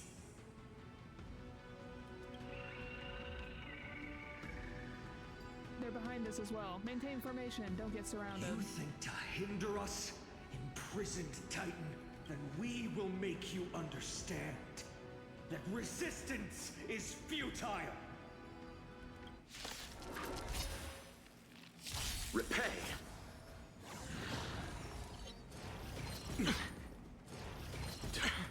Watch your head.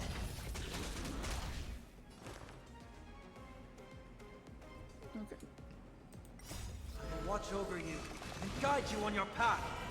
Serenity is before me. Hear this thunder!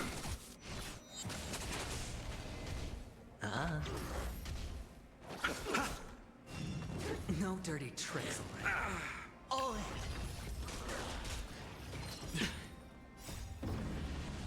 Show no mercy. Sounds like we might have a hero that fought for the people that got disillusioned by the people. Or maybe and I'll take therefore, it off! Fell to villainy. You know, the traditional I lived too long and became the villain kind of deal. The mark of manifestation, it fled to the other side of the mural. Don't stop. Follow it to the Titan. Even if plunged into madness, Aquila is still the Sky Titan. We mustn't let our guard down. Heroes, over here. Let's keep going. Aim for the next west wind compass.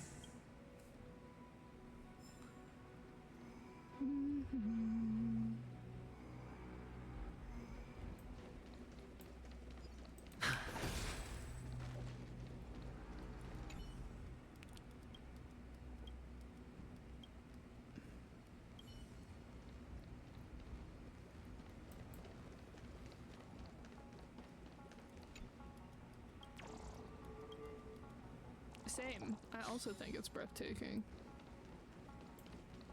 But yeah, these little notes seem like, now that we heard the ominous used to from Lord Solibus, that these notes were written maybe by Celiosis about the, about her, like, she lost, like, the hope she had for, and compassion she had for others after being disillusioned by potentially their greed or misdeeds.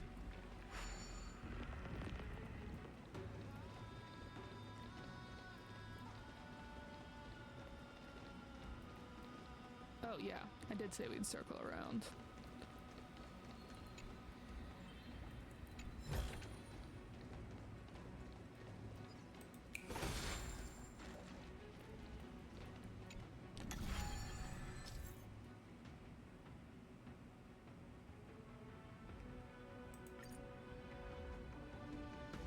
Okay, so if we go through this point, we'll get the treasure. Got it.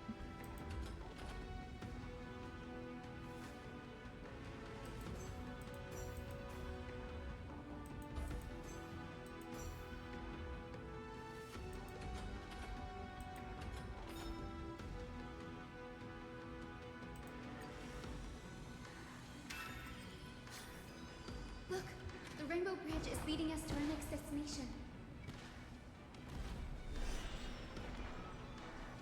Oh, so the treasure is like physically there. Let's hurry on. Follow Lady Lunibus. That's interesting.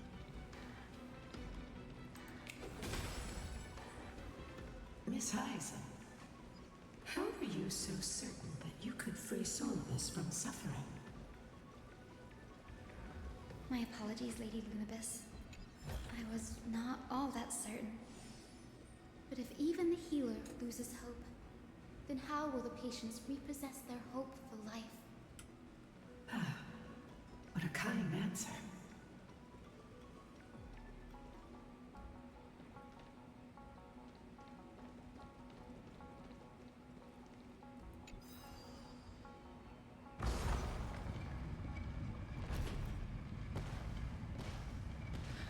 I would have to sit down on these things.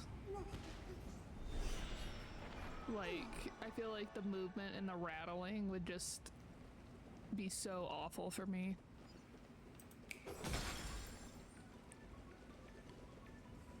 It said the black tide is a calamity from beyond the sky.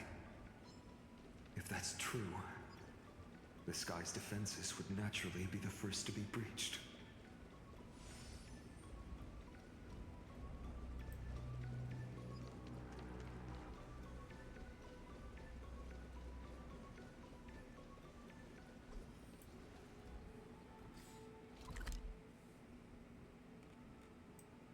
Okay, so we're gonna do all the puzzles in this area, which will then unlock this middle section, which is probably where Aquila is, I imagine.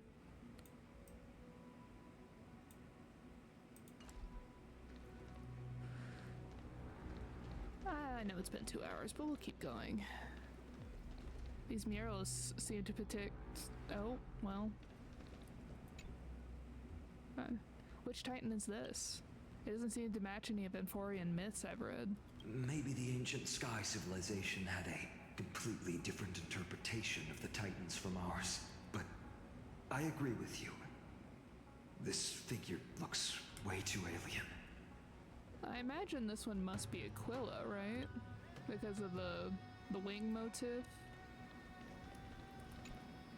No question about it. This mural depicts the Eye of Twilight.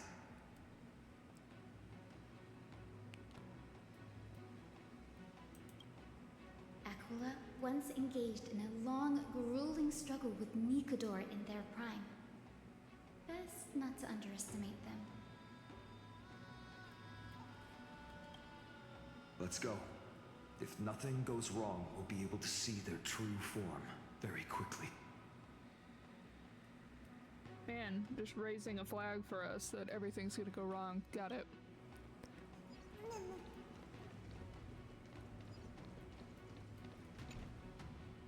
Medusa's Chalice of Plenty.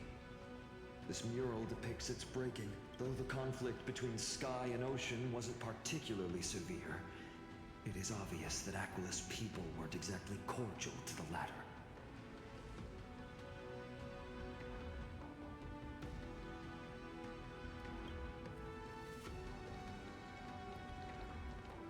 Giorgio as well.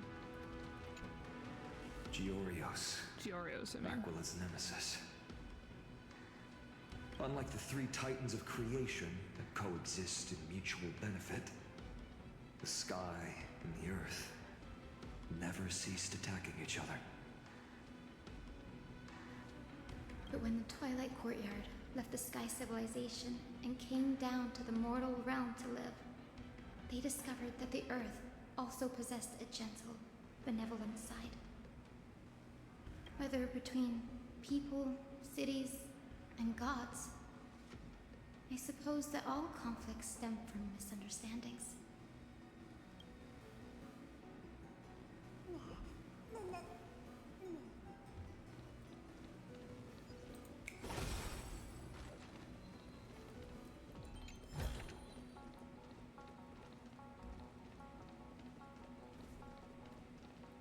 Now, I shall lead you into the Rainfolk's Hall. Legend has it Celiosi's father was a Sunfolk warrior who spent his years fighting and rarely returned to the Eye of Twilight. Her childhood was mostly spent beside her mother, a Rainfolk priest. Correct. That was true. It was also during her formative years that the conflict between the two tribes began intensifying. The Rainfolk feared the other half of Celiosi's bloodline, and never truly saw her as one of their own.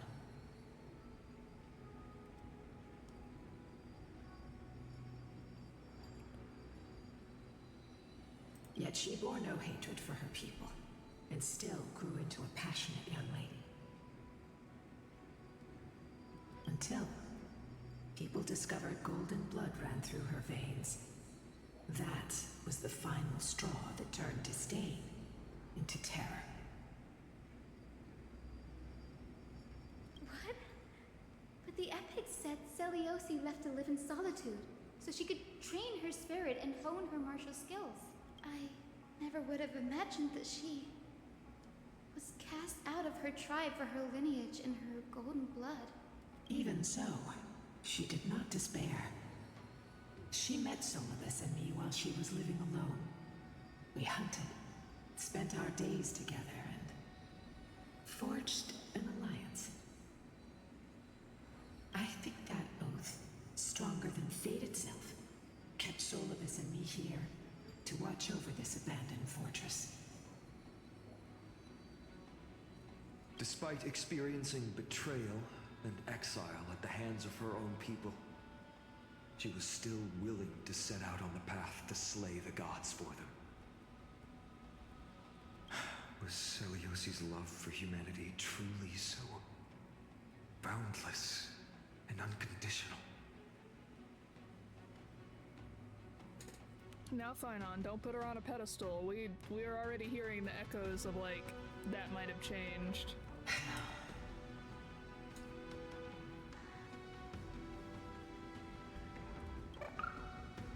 Oh, hi Ika. Little Ika, why did you run out on your own? This little one.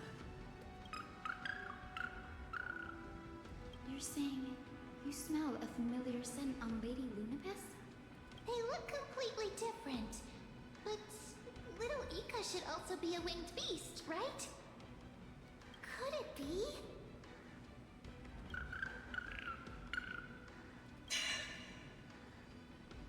Truly, a miracle of fate. Perhaps we did leave something behind for this world. Selyosi. Lady Lunabis? Is little Ika your... Please press on, flame-chasing heroes. I can sense it. The radiance of Aquila shines ever brighter.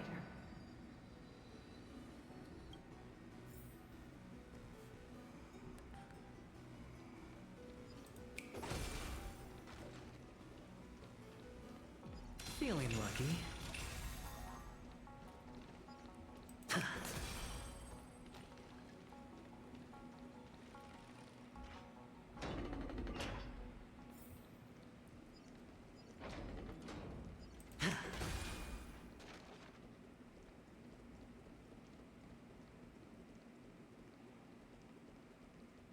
Where did the Skyfolk go after Selyosi challenged the god? Just like... Oh, sorry. I thought she was done talking. Oh no! Is there a way to undo that? I didn't know. I thought they were done talking. Ah!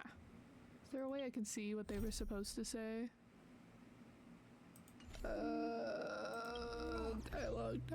Dialogue.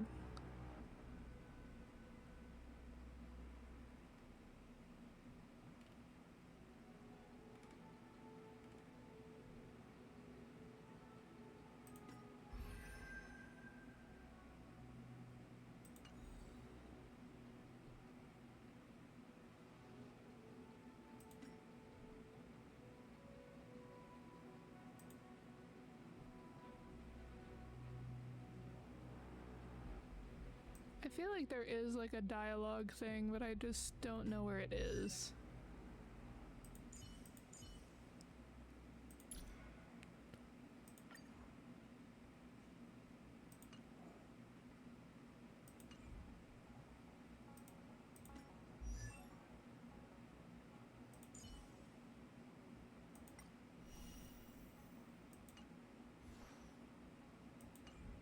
Alright, well, I'm sorry everyone that I skipped right over that.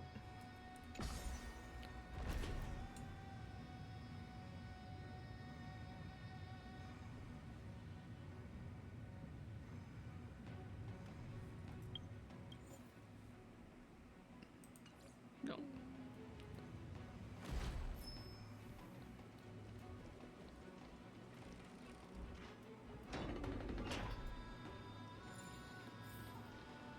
Aquila. They are indeed here. The celestial globe is right ahead. But there are black tide creatures guarding it. Looks like we can't skip this fight. Let's go get them. It's another one of those devices that can enhance prayers. Can I leave that to you, partner?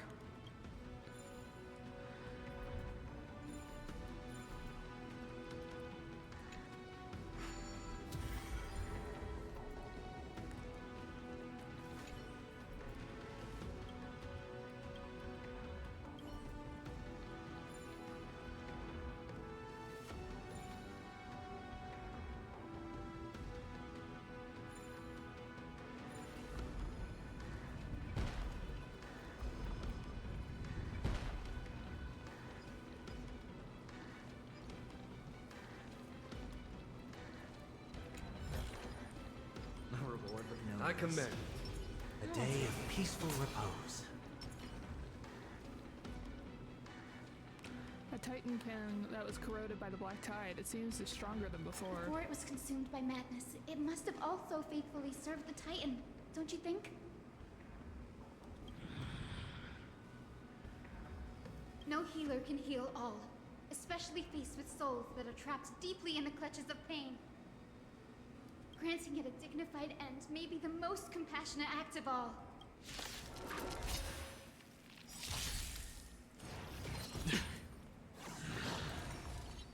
The dead return!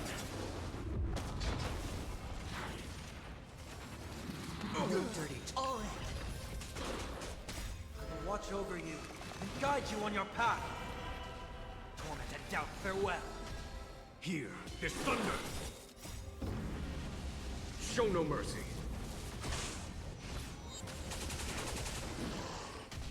I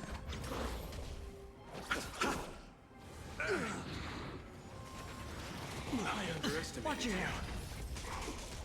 The dead return! Serenity is before me. Conflict is pitiless.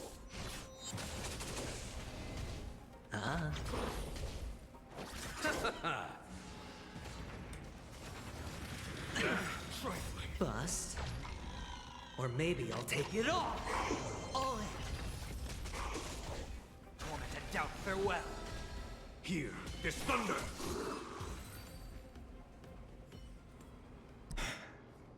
Rest now, Titankin.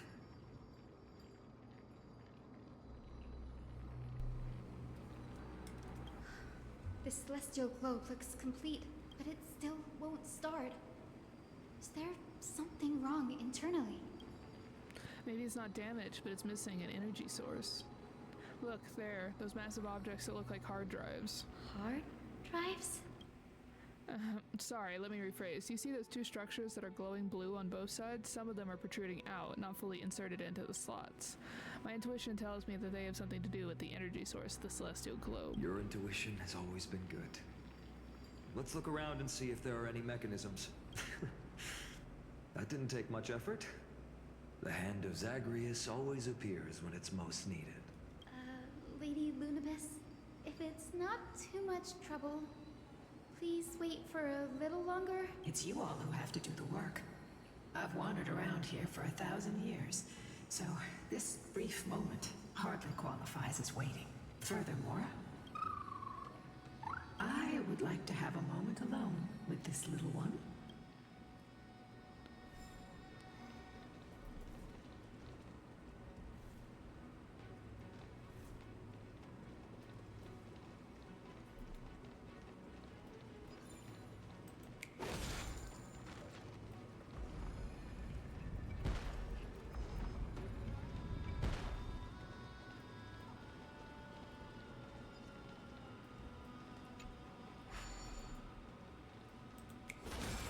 Partner, where are you going?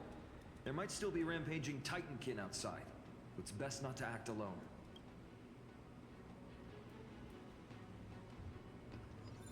Me trying to figure out where he threw me. I wasn't gonna leave, I just wanted to explore this area.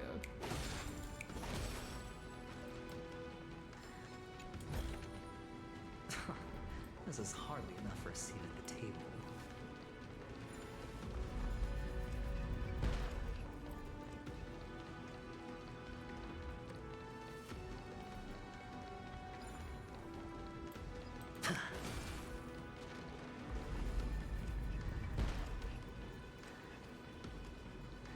Maybe the hand of Zagreus can help us put the hard drive back to where it's meant to be.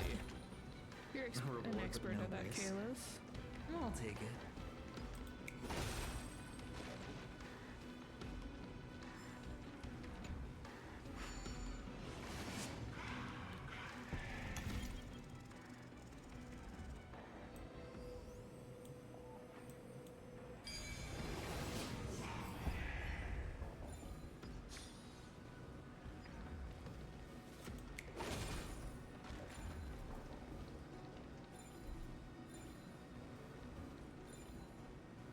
Where is it? What is setting it off? Oh.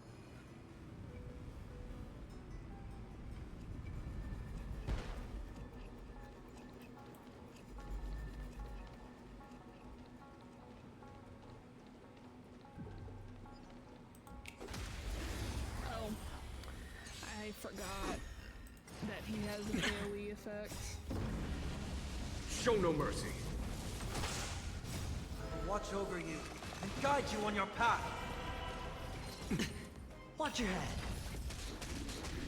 Torment and doubt, farewell. Conflict is pitiless.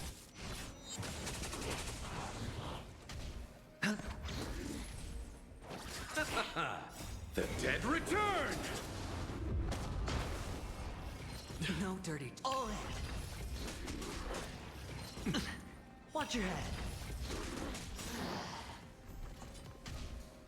Bust. Or maybe I'll take it off. Serenity is before me. Hear this thunder! Show no mercy.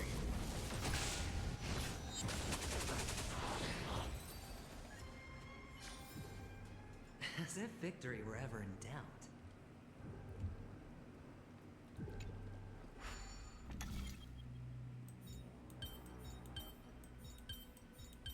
Alright.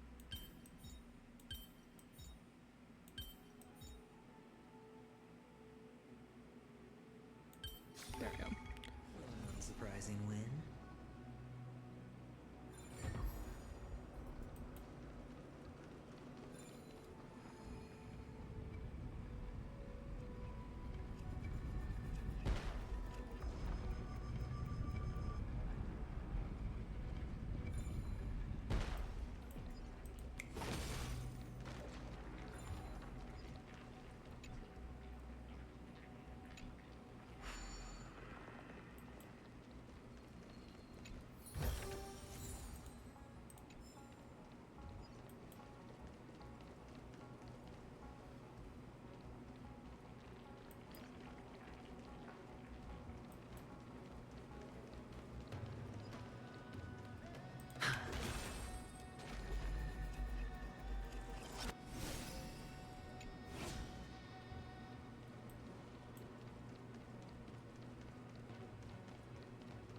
Oh man, this thing has levels. Okay.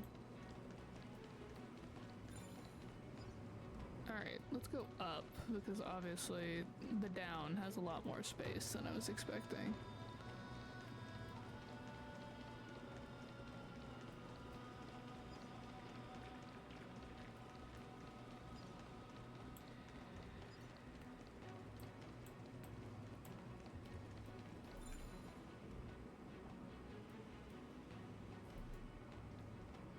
Okay. This just leads us back up here. Got it.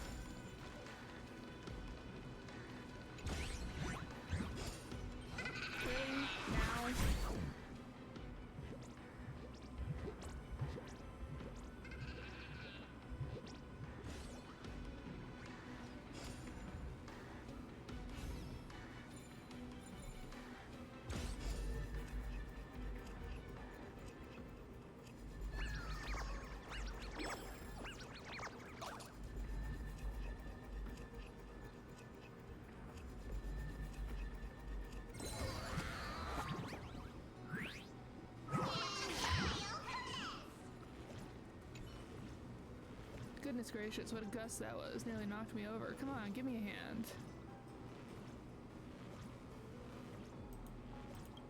Ha, just like you to instantly see through my trick. Well then, let's get this trial started immediately.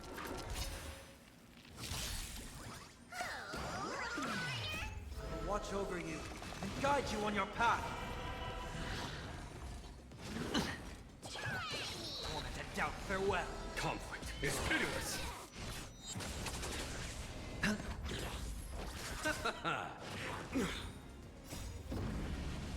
Show no mercy. Serenity is before me. Hear this thunder.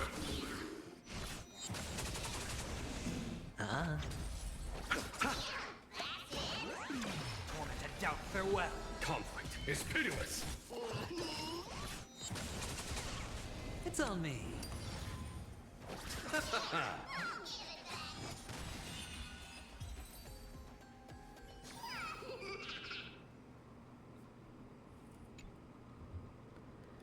Your skills have gotten impressive. With a valiant hero like you protecting Euphoria's eye, Bartholos can rest in peace. What nonsense am I spouting? Now that we've dueled, how about letting old Bartholos here spin you a quick yarn? Once a wealthy foreign merchant from parts unknown hosted an extravagant feast in Akma far over 100 days, completely free. Anyone with an invitation could enter, feast lavishly, and watch entertainment and enjoy themselves all day. They said that the merchant was so incredibly rich that he could rival entire nations, perhaps even the greatest historical merchants paled in comparison. Yet after 100 days, perhaps out of disdain for his public way of buying people's hearts, or due to conflicts arising from the decadent lifestyle, someone from the Council of Elders assassinated him. With the merchant dead, people naturally wondered how much wealth he had left behind. Yet despite thorough searches, not even one balance coin of his wealth could be located. Now I ask you, where did the merchant's riches disappear to? Oh, so that's your theory, is it? Indeed, this question has no definite answer, and ancestor Zagreus offered none when telling Bartholos. Still, Bartholos thinks it might be a preview of actual historical events. Ahem, I might have let slip too many hints. Some secrets must remain hidden. Bye now.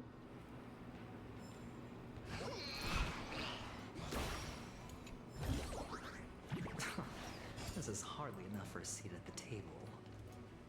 And then this probably goes up to that. Yep. We'll clear that out and then go back down.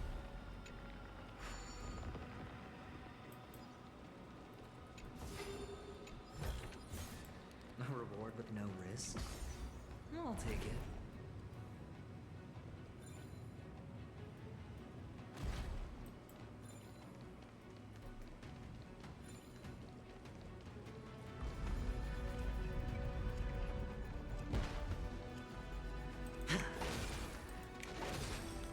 Zagreus is down here as well. Interesting.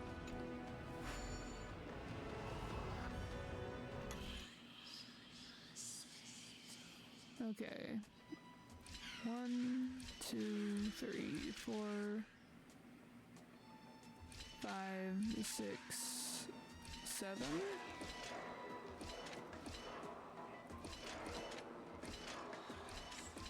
Okay, that didn't help. 1, 2, 3, 4, 5, 6, 7. Perfect.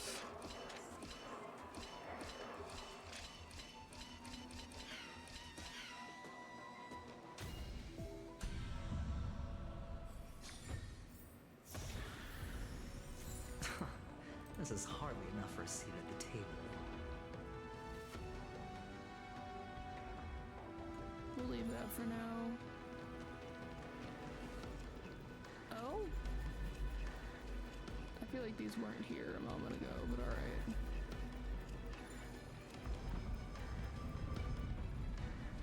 Oh, that's why I need the Hand of Zagreus, to punch through those blocks. Okay, I was like, why would I need the Hand of Zagreus down here?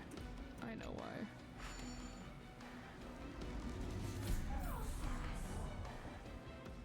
Alright, where am I? Far below, that's where I am.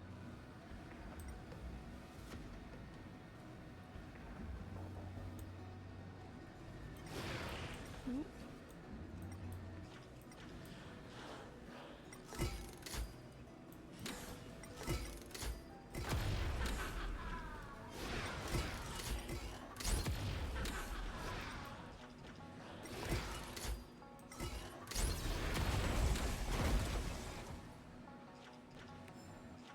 And then I saw it, there it is. I was like, I saw a coin, where is it?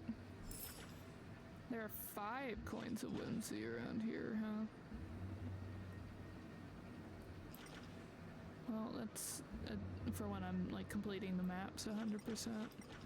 Unless I just run into one, I won't say no. Okay, bring this back up to actually do the main quest.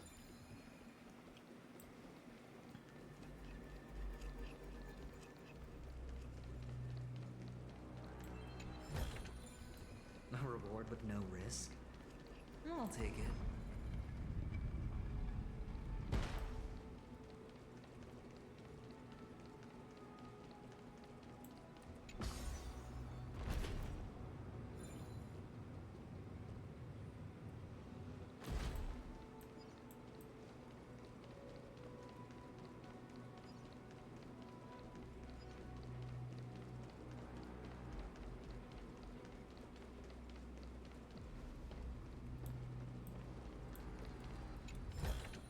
Me just missing This the is very hardly enough for a obvious seat at the chest. table. Okay.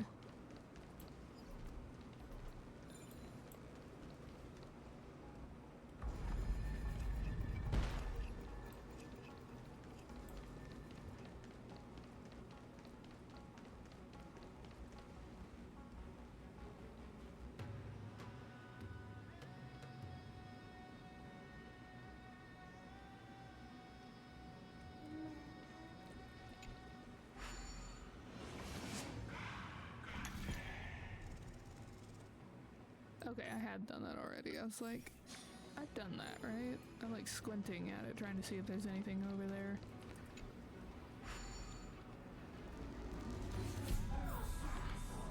Okay.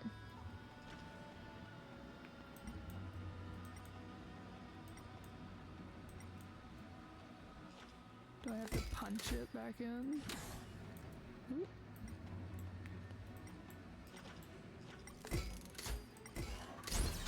Is it? That's certainly pretty crude and simple. Should we go look for the next one? So if you have a better plan, Hyacinth, let me know. All good. Let's keep going.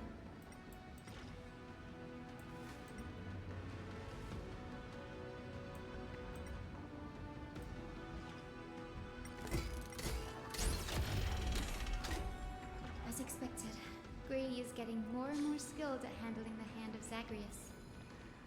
Let's go. We should return and check on the celestial globe.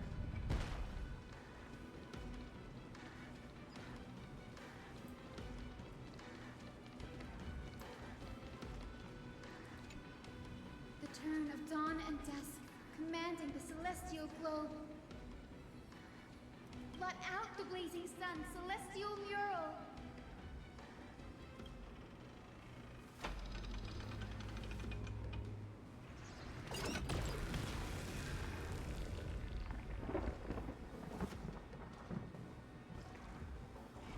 Aquila has left.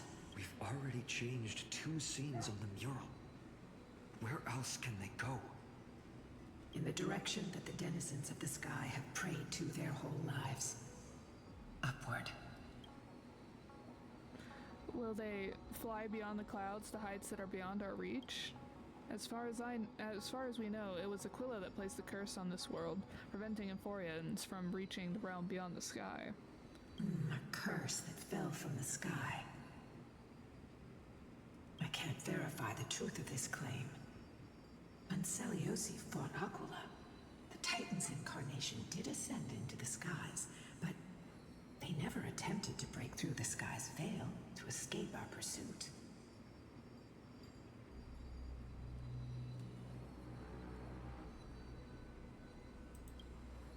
It is not impossible. Perhaps the interpretation of the myth is inaccurate. It might be someone else who seeks to prevent Emphorians from reaching the world beyond the sky. Regardless, we can only know the truth after we've defeated them. Before we press on, partner, ma'am, let's unveil the history for Hyacinth. The true story behind the legend is yet to be fully revealed. Okay, leave it to me. Flowing, gathering, recollection, reveal.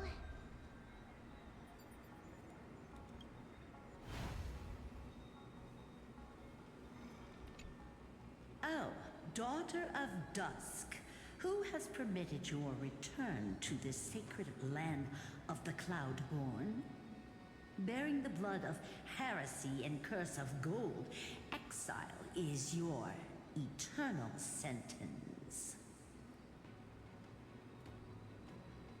My kin of old. I am no longer the immature fledgling I once was. I found my wings. The shackles you bound me with have rusted away, and I shall decide which direction I'll fly.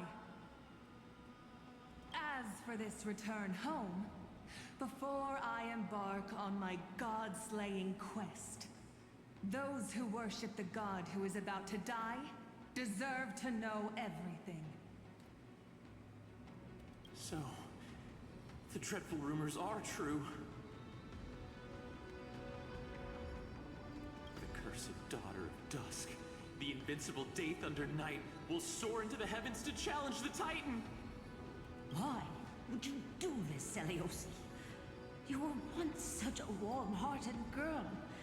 In this hall of the Cloudborn, you prayed so devoutly to Aquila.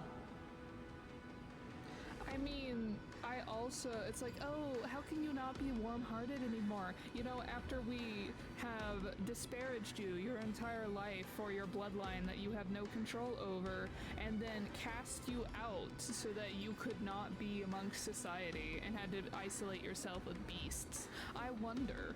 I've seen through the Titan's indifference, and grown weary of the tragic dances mortals perform under their neglect. I see how you blame the god for their favoritism, yet lack the courage to rebel against the core of your beliefs. You're quick to turn your blades on your kin, but you never dare to confront the true source of your hatred. I feel sorry for you. I grew up among you, and once saw myself as part of this tribe. The persecution you've suffered runs deep. For that, I understand your hatred towards me. And I forgive you for casting me out. Out of care for you all, I'll walk this path, on behalf of everyone. Let the fall of the Eye of Twilight mark the dawn of a new chapter in history. Upon my return, there will be no more unjust gods. Okay, now we are swinging violently in the other direction of she's blaming everything on Aquila and is under the impression that the conflict will be resolved if she can just slay the Titan, which I imagine what probably happened is she slayed it and then saw that the conflict would not resolve and that the issues are within the human heart, and that destruction of her beliefs also destroyed her as a person. When a broken faith finally disappears, the children of humanity will be reborn. The skies will mend, and the divide between day and night will fade away. You are so naive, daughter of dusk. So powerful, yet so innocent. I fear you. I can't imagine how twisted you may become when you realize that shallow and fragile mortals can't bear the immense weight of your boundless love.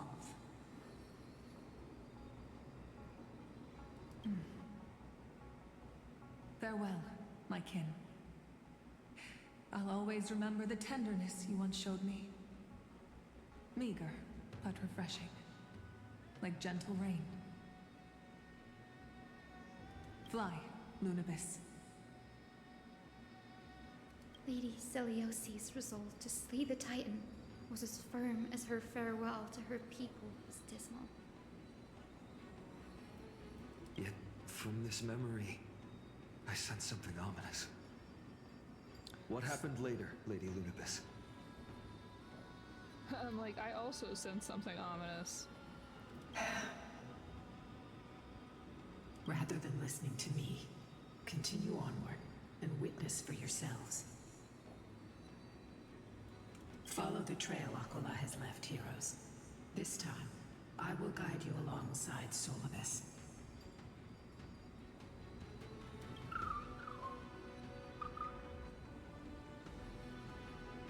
Sorry, little one. I hope we still have time to talk later.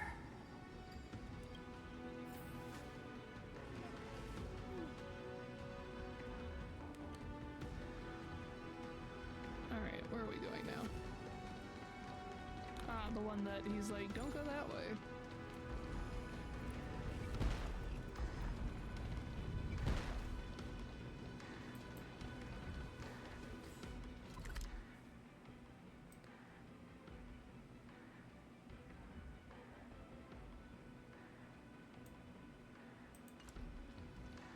Zeliosi is such a mighty hero. Yet her partner, who must have walked with her to pass on her bloodline, was completely unrecorded in legend. Was he also a warrior? Or perhaps... You will soon have your answer, Miss Hyacinth. I don't know if we're gonna like said answer, but we'll get one.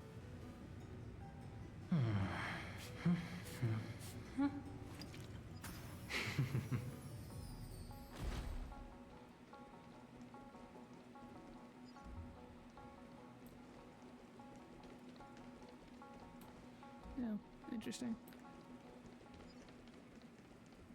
Where does that go? Interesting. Lord Solibus is waiting for us. Oh, I just lost my power.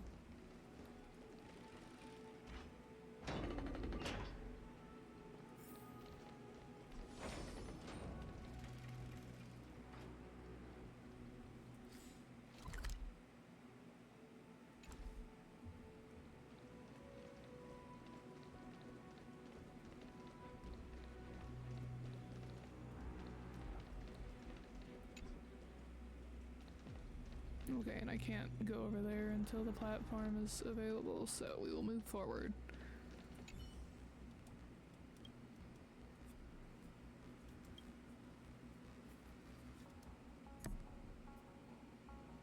Ooh, this sounds like potentially these were left by maybe her partner? Because even when your journey's purpose is faded through countless retellings. Like, oh, obviously, like, history is written by the victors, and then if the hero dies, the victors can write the hero however they like, regardless of if they twist why they were fighting to begin with. They soared toward the mural's dome. I remember that place. I remember too, Solibus. What exactly happened there? At the celestial mural's dome, we dealt Aquila a fatal blow.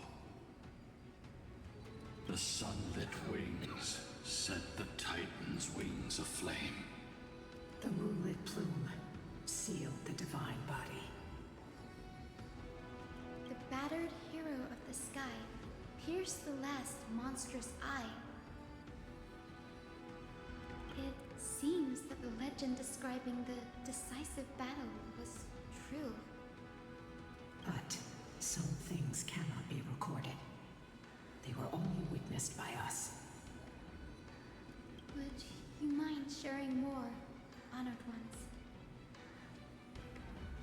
After Aquila's defeated scream, we looked to the ground. The people who watched us fight. We saw the expressions on their faces. Old and young, adults and children alike. They all share the same expression. Pure, unshakable terror. Our victory brought no cheers or celebrations. The terrified crowd became chaotic, screaming and trampling each other. When they realized that their centuries-old faith had been overturned by a cursed child of two clans. They regressed into senseless beasts that devoured their own kin. No, that would be an insult to beasts. Solibus and I have never witnessed such madness. Not even in the wildest corners of Amphorius.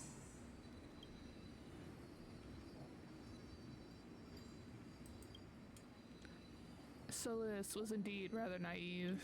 Doesn't align with the historical records. According to the legends of the Sky People, Aquila, gravely wounded, was determined to fight to the end. To prevent Aquila from using the sky of Amphorius as a weapon to crush the earth, the hero Selioci chose to sacrifice herself, sealing the Titan in the process. Legends and epics have always erased the cruelty, the bloodshed, and the cries of the commoners, while glorifying the heroes and their triumphs. Yeah, which is interesting because I feel like Hyacinthia is also supposed to be like mirroring Celios.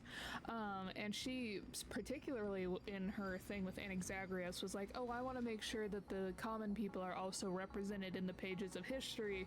But here she, also believing the stories of history, took them at face value. You'll witness a side of the legend that's never been told, young Hyacinthia, with a truth hidden for a millennium before you. Can you still walk with the same conviction? It will be a harsh truth, one that is bound to shake your beliefs. Are you ready to face it, Miss Hyacinth?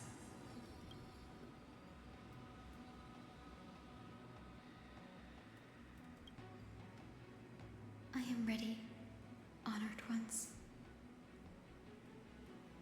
No matter what the hidden history holds, the spirits of my ancestors will urge me to make the right choice. This mission is far more important than my personal feelings or biases. If what I'm facing is a distorted history, a lie that's lasted for 1,000 years, I have to believe the one who created it had their reasons and struggles. And as for those reasons, I choose to believe they came from a place of goodwill. That's how I see the world. Since you've made your decision, keep moving forward. I've called forth the Rainbow Bridge.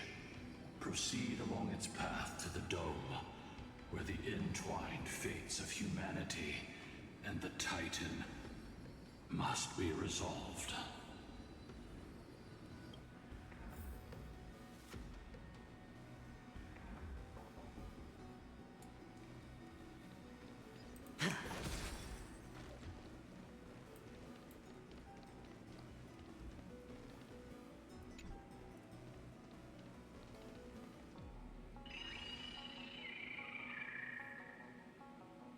Careful.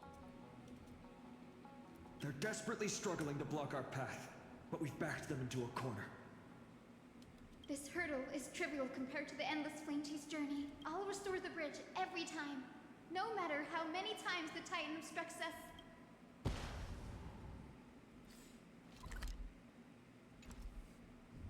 Okay, this should be like the final bit to get to the boss.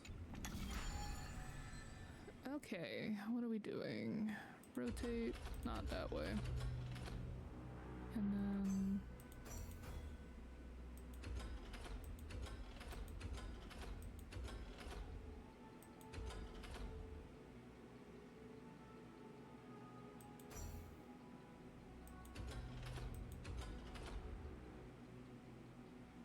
well, that doesn't work.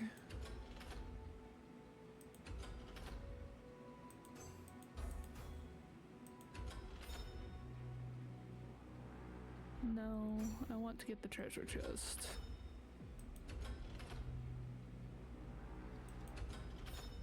There we go.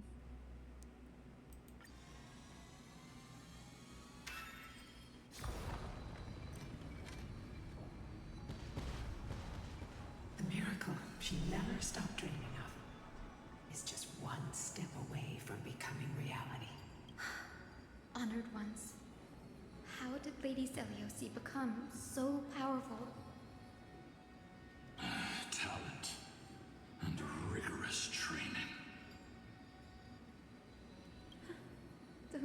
sound like essential traits for every successful individual. She is special. Her resolve goes beyond mere stubbornness. Continue forward along the Rainbow Bridge, heroes.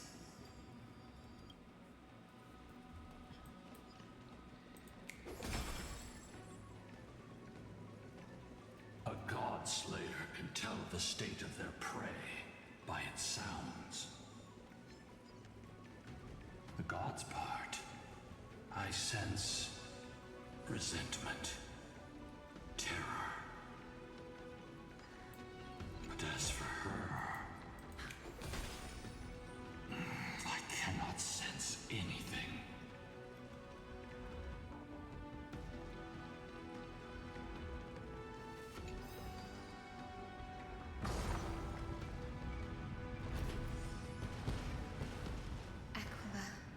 Already seems aware of their fate. We won't make them wait for too long. A Titan shall get Dawnmaker to have its first taste of blood. That sword you wield, it seems familiar. Are you sure about that? Was it only recently forged? Perhaps. Is this the dome of the Celestial Mural? It's truly marvelous. I mean, it was forged with, I don't remember, did Aglaya actually get forged into the sword or just the bracelet? Because I was like, if he's met Aglaya and she was and her, like, divine power is forged into the sword, it would make sense that the sword's familiar. Wait. The Flame Reaver. Right, he made a sword to match the Flame Reaver's sword. And if the Flame Reaver is like a being of like the past present, where it's what Finon will turn into if the Flame Chase journey fails, potentially, and then he goes to the past to try and becomes the Flame Reaver tainted by the tide, or if Finon gets tainted by the tide potentially and goes to the past to try and stop the Flame Chase journey, it would make sense that the sword is familiar, because the sword that the Flame Reaver carries is Finon's sword, just older because it's from the past future. Anyway, regardless, the dome still displays a vivid sun, but also covering this mural in clouds will leave Aquila with no place to hide. Exactly. Employ the tactics you've mastered to expose them. And... Hyacinthia, we will heed your wishes, channeling our strength to reveal Aquila's true form. My wishes? It's been 1,000 years. Without our pact, Lunabus and I might have dissipated like everything else here. Our pact requires us to await the return of the Skyfolk to their ancestral lands, to complete the mission of reclaiming the Titan's core flame. We will carry out your will, Miss Hyacinth, as faithfully as we kept our promise to Seliosi. But first, we shall reveal the whole truth of history. We will reveal all that befell the Skyfolk after Seliosi initiated the Flame Chase journey. As it should be. Be careful. There are multiple threats. Soldiers tainted by the Black Tide. Do they continue to defend the realm of the Sky Titan after all this time? Perhaps they are protecting the truth slumbering here. Aside from the descendants of the Sky named in the Pact, no one else is entitled to access the memories here. I'm increasingly intrigued by what happened next. Let's deal with these fallen guards first, then. Embark on this final lesson in history! Dawnmaker feels lighter. Lighter in my hands. I feel that I can do more than just cut down evil with this blade. golden flames, I can forge a new dawn! Serenity is before me. Conflict is pitiless!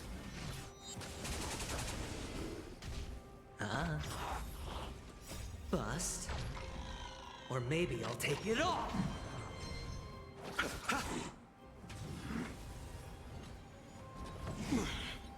All in. Hear this thunder! Tormented doubt, farewell. Conflict is pitiless!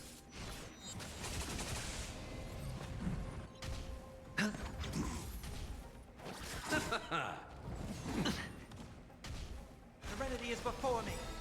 I will watch over you and guide you on your path. Show no mercy.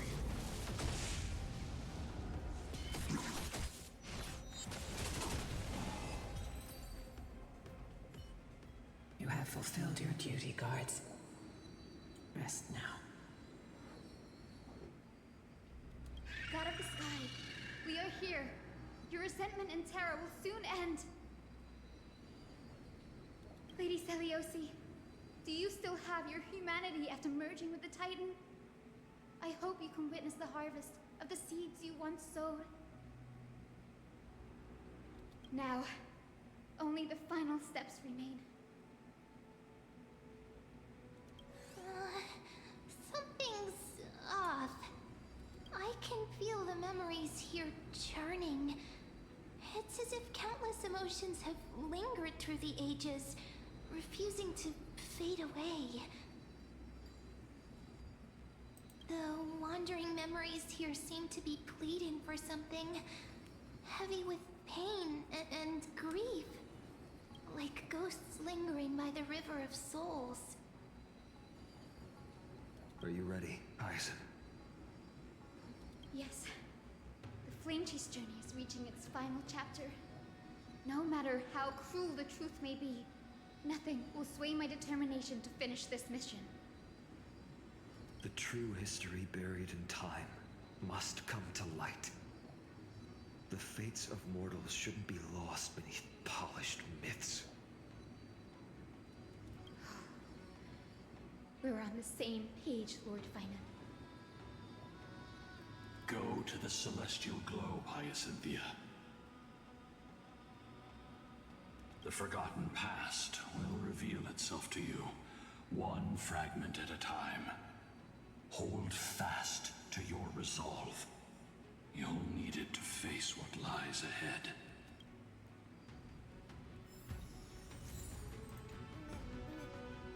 Okay, is there anywhere to go from here? No. Okay, so we just rose up.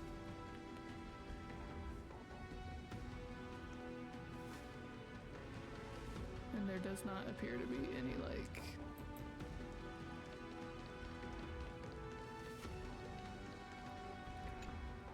The turn of dawn and dusk, commanding the celestial globe.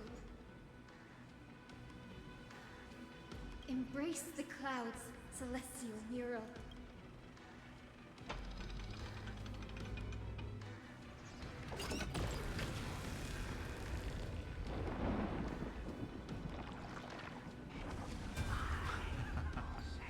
Look who we've caught. An old-fashioned disciple of the ancient god.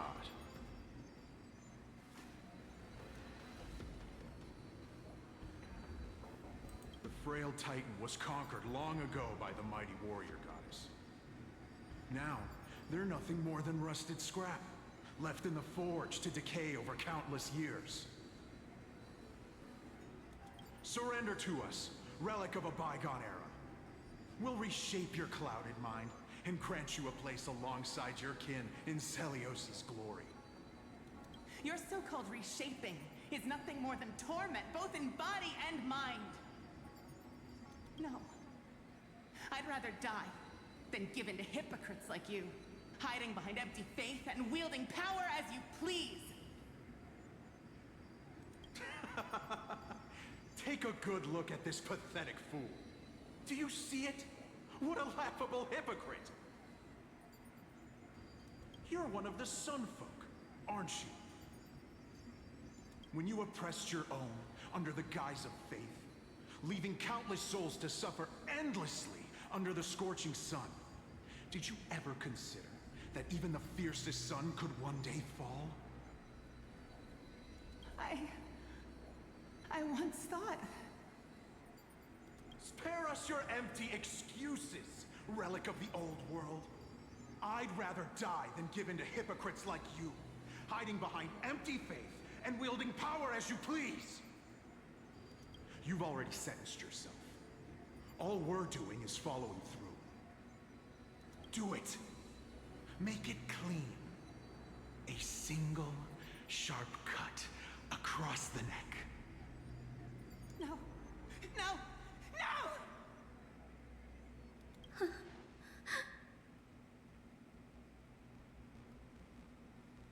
The creation shaped by Kefali and their image failed to inherit their compassion and acceptance. Are you alright, Hyacinth? I'm fine, Lord Finan. I expected this. It's just... thinking about the vision Seliosi held before declaring war on the Titan. This sight is deeply heartbreaking. Let's move on. Seliosi possessed the strength to slay gods. She failed to sever the cycle of karma, rooted deeply in humanity's hearts.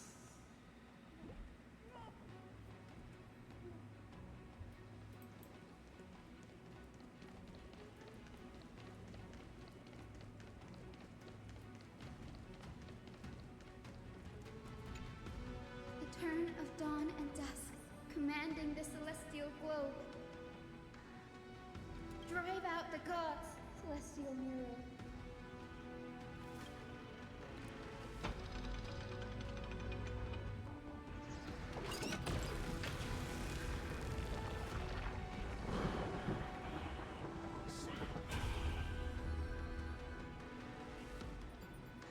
Could that be? But how is that possible? Please, help us, the forsaken Skyfolk. Lady Kindness, you are the strong one who follows the path of shadows. The Cleaners. Did the Skyfolk conspire with them? Slash, did the Skyfolk make them? Word has it you hunt those with golden blood, all in your quest to cleanse the world of the filth of those cursed offspring. Delivered justice for us. The witch with golden blood struck down the proud eye of Twilight, desecrating their divine grace. Yet, it is we, the devout denizens of the sky, who are forced to pay the price. I can smell your despair, Skyfolk. The Cleaners are on the side of mortals. Together, we'll erase that blasphemous bloodline from this world. The Day Thunder Knight and her fantastic creatures are far too strong. No one can hope to defeat them in a direct fight. But we'll show you every trick, every strategy you can use to turn the tide. In their desperation, those ancient disciples were willing to do anything.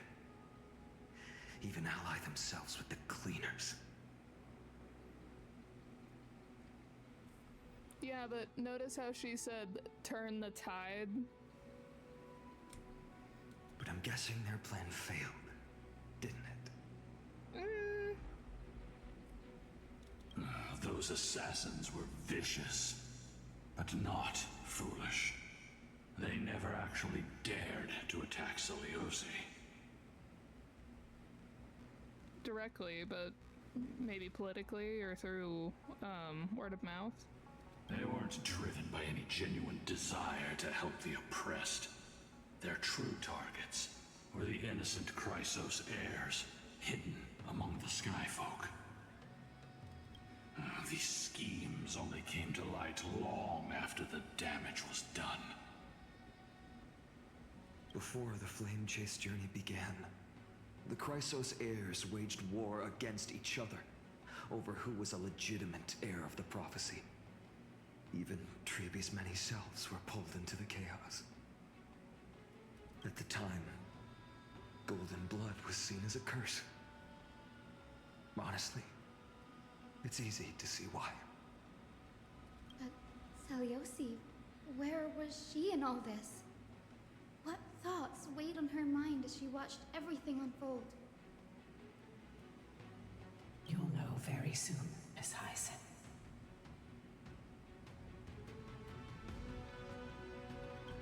Her unconditional tolerance was met with ruthless betrayal.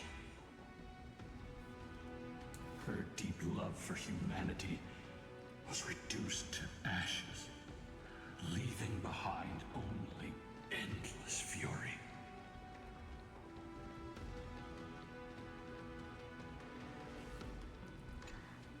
The turn of dawn and dusk, commanding the celestial globe. Reveal the history, celestial mural.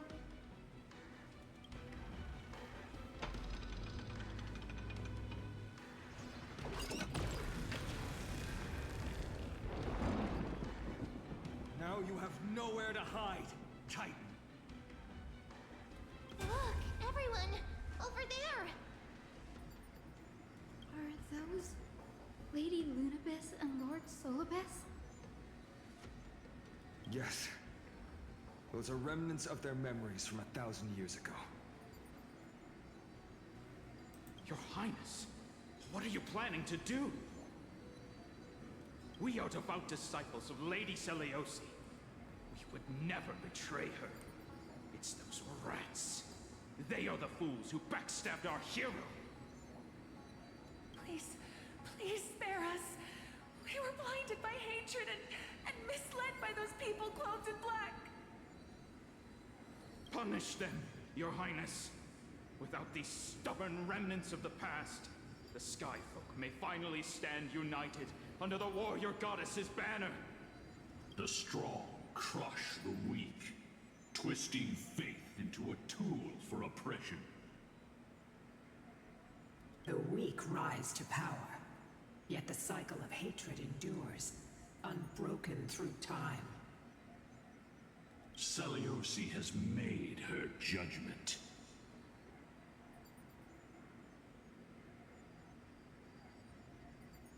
The corruption within humanity is a sickness beyond cure. Yet she once loved us with such fierce devotion. Has she given up on us?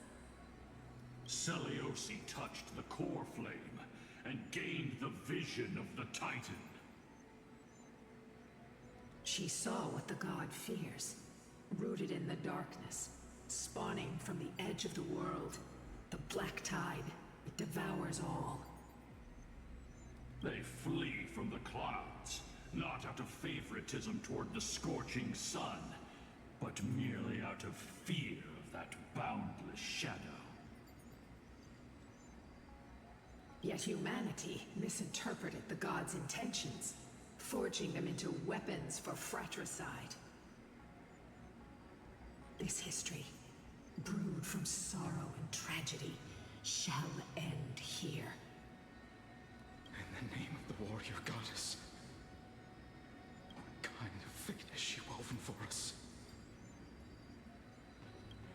We are here to deliver the message Seliosi left for mortals. To my once beloved, yet now unsavable kin. With golden divine blood coursing through me, even the tyrant of the sky bends to my unyielding light. My light burns far brighter than before, and the fog clouding my mind has finally lifted. I gaze upon this fragile earth through the gods' 100 eyes, and resolution fills me. A hero's instinct drives me forward, compelling me to deliver your final judgment. Your future flows between the boiling streams of the golden pool at your feet. Rejoice, for as everyone's flesh and blood merge with liquid gold, you will finally understand what true unity means. I thought seeing this day coming. This isn't your fault, Seliosi. Your only mistake was placing far too much hope in humanity. Lunibus. Solibus. You. Yes. We acted as Seliosi's executioners. That day, countless skyfolk fell from the dome of the Eye of Twilight. Swallowed by golden lava, they spent their entire lives praying to the sky. Yet their devotion never earned them wings to escape their fate. I mean, it's understandable. After learning about everything she went through, I can only feel regret. But I can't condemn her choice. If this is the true history, was Celiosi's fusion with Aquila truly meant to save humanity from ruin? By touching the core flame, Seliosi gained insight into the Titans' fear and glimpsed their cold indifference. Aquila never yearned for mortal devotion. The establishment of the Sky Civilization was merely the result of humanity's own doing. The celestial globe, said to be gifted by the Titan to the Skyfolk in the myths, was in truth a creation of mortals. Disillusioned with humanity, Seliosi began to long for the detachment of divinity. She sent Lunibus and me to the Earth in search of a forbidden art said to fuse human and Titan souls. Professor Anax's alchemy already achieved such power 1,000 years ago? Seliosi, who passed fatal judgment on the Skyfolk, had turned her back on humanity. If this was the path she chose, then whose wish have my ancestors and I been guarding all this time? The final fragment of history lies just ahead. Go and claim it, Miss Hyacinth, just as Seliosi once did. You must take this step too.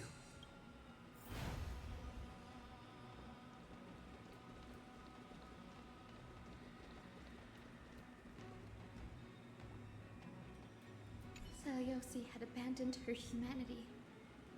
Then, my Twilight Courtyard ancestors and me, are we truly her descendants? The truth will soon be revealed. No matter what, I will not run away from my mission. Grady, will you stand by my side?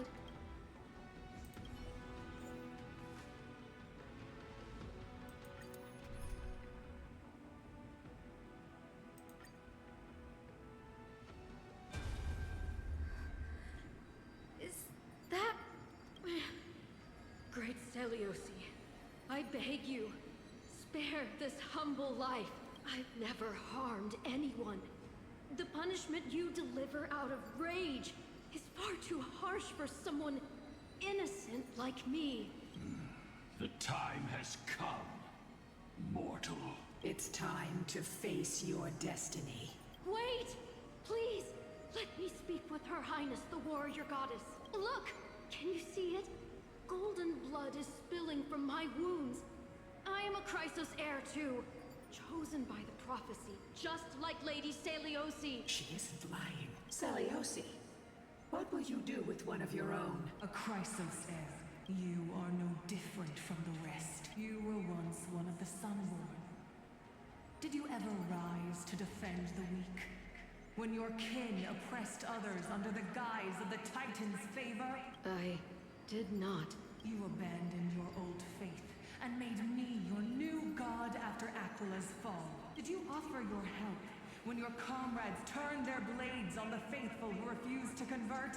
I did not. When the prophecy of Genesis reached all beings, calling the Chrysos heirs to become heroes of this fractured world, did you overcome your inner weakness and heed its urgent call? I failed to do so. Look, Chrysos heir, you are no different from the rest. My judgment is just. Only burning gold can purify your sins. Wait, Lady Celiosi. Please, grant me a moment to explain my cowardice. Your divinity indeed casts our mediocrity in a harsh and unflattering light. Humanity has walked this earth for many ages, enduring life's struggles and witnessing its shameful imperfections. Yet, despite everything, we built great city-states and thriving civilizations. Even when trapped in the mud of malice, we continued to struggle and push forward. Because beyond our flaws, the virtue that we all share is tenacity. Even if it means risking everything I have and everything I have yet to gain. I must kneel before you, begging for a chance at life. I need to prove that mortals are capable of redemption. To admit your weakness in such a righteous manner, it seems you have completely abandoned your dignity. You say you're willing to risk everything you've yet to gain. Tell me, what kind of miraculous bet is that? It's simple, Lady Celiosi. Should you grant me a chance at life, I will ensure that your epic is passed down through generations, sung by my descendants, until the end times buries all civilizations and legends.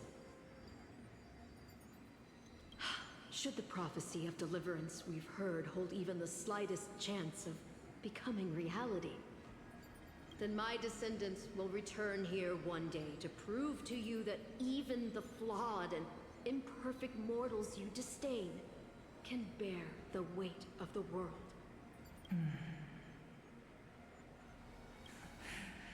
Interesting. Release her, Solibus, Lunibus. From now on, she and her descendants will carry both the sky's blessing and the curse of their history. No matter how long it takes, I will wait for the one who is destined to arrive. When that time comes, I'll take pleasure in mocking these mortal children on how their progenitress sold their unborn lives. The truth of the legend is finally clear. Hyacinthia. Am I the descendant of that nameless Chrysos heir? Our lineage wasn't from the hero, but from a nameless Chrysos heir who begged for mercy before her. My whole clan's fragile mortal life was simply spared on Celiosi's whim.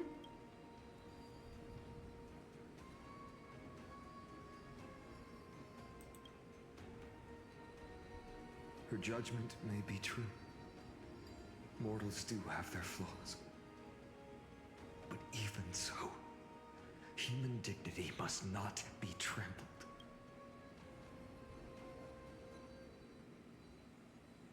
Lord Solibus, Lady Lunibus, tell me, did you wait for 1,000 years at the Eye of Twilight just to witness that Chrysos heir's child coming back to receive punishment?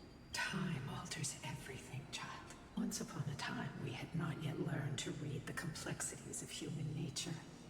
And Celiosi's perspective was our only window into understanding humanity.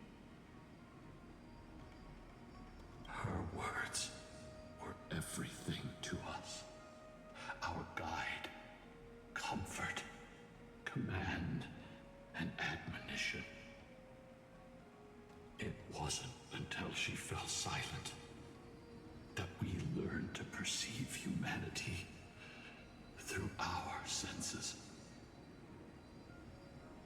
During our resistance against the Black Tide, we watched over the Earth, observing the progress of the Flame Chase journey. We saw heroes embarking on a mission of deliverance from which they could not return. The unity and hope Seliosi couldn't see, we've witnessed in her place. We've changed, young Hyacinthia. Our watch isn't about proving humanity's weaknesses anymore. It's about waiting for the return of the light.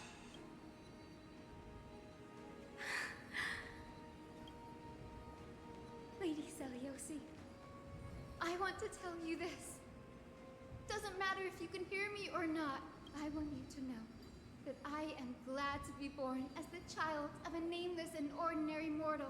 Only then can I prove to you that tenacious hope, buried in the deepest part of the human soul, has not been lost to time. It's just waiting to heal and grow, and then it will shine once more. Even the most cowardly individual harbors a seed within. Perhaps in your era, the light on the horizon was too dim for it to sprout, but do you see it now?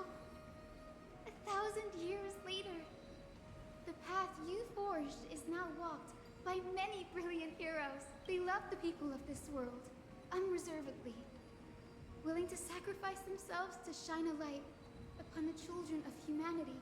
The light they leave behind will inspire the seeds within people to sprout, grow, and thrive, nurturing them every step of the way until the barren land is reborn as a thriving forest, growing endlessly, and one day, reaching for the sky once again.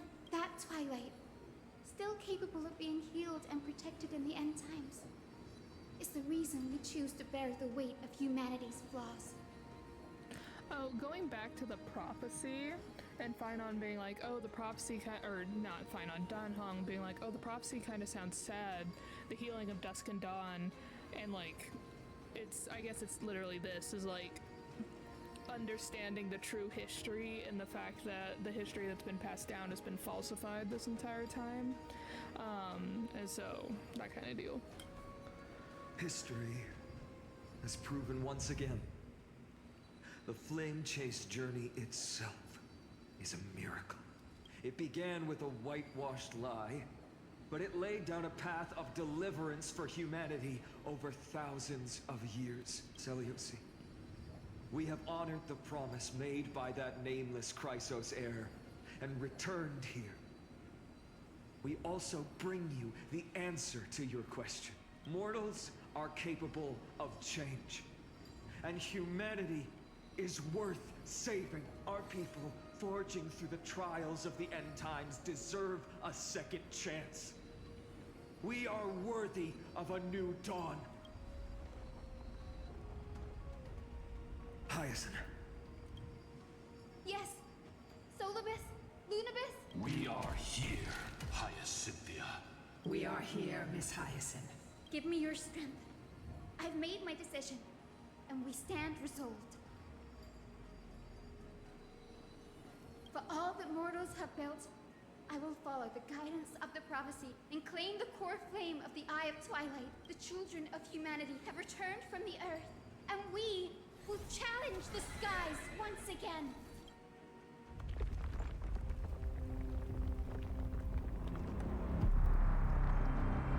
This time, I will not be overwhelmed by the darkness of humanity. Face us, Avatar of Sky!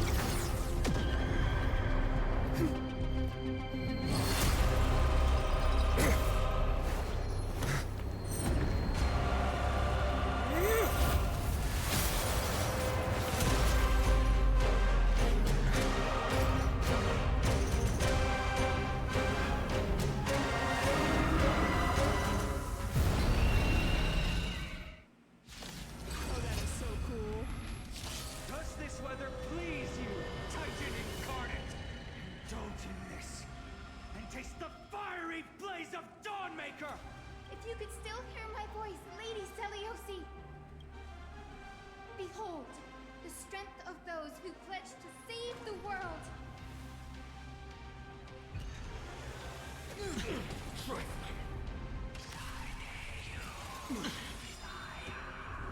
Watch your head. Human tenacity is boundless. Okay, and now we have to do this manually, so let's see how that goes. Alright. Serenity is before me. Follow my charge. Conflict is pitiless.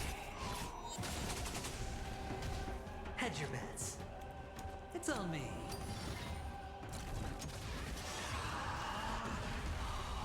Watch your head.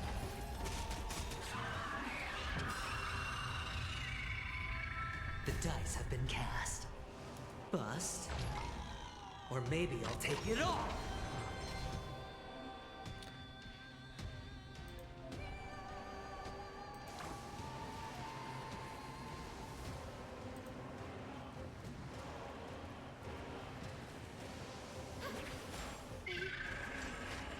We want to turn this place to scorched earth. No dirty tricks. All in. Show no mercy. Tormented doubt, farewell. There's no time to lose. This moment will watch over you and guide you on your path. Hear this thunder.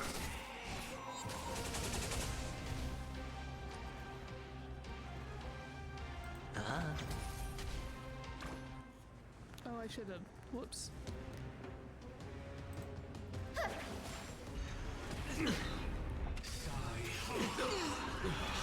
Undefeated bylines. Protect life. Trust me, this is With a the guaranteed will of win. the fleet triumph over the gods. We take back the sky. Trust me, this is a guaranteed win. Spend freely. Watch your head.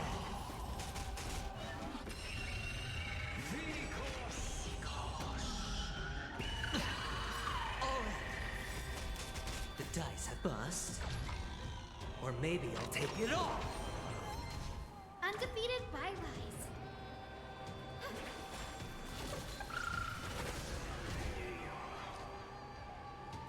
It's on me. Watch your head. I do not think we can win this with just the two of us, but With the will triumph over the gods. We take back the sky.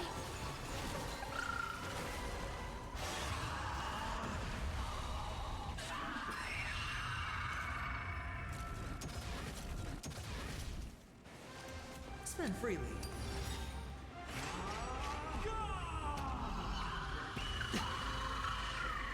All in. The dice have been cast. Bust. Or maybe I'll take it all. Watch your head. Undefeated bylines. Undefeated bylines. Ancestors.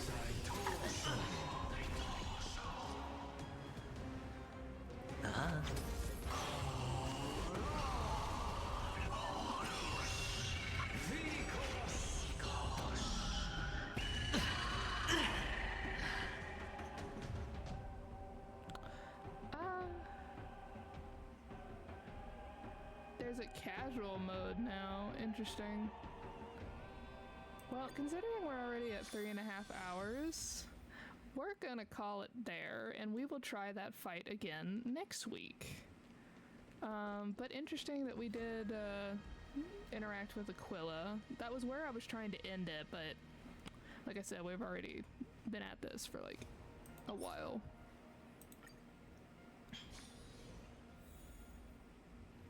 And I'm assuming you'll be able to just teleport in here to do the weekly runs. Everyone, like, you know, whatever.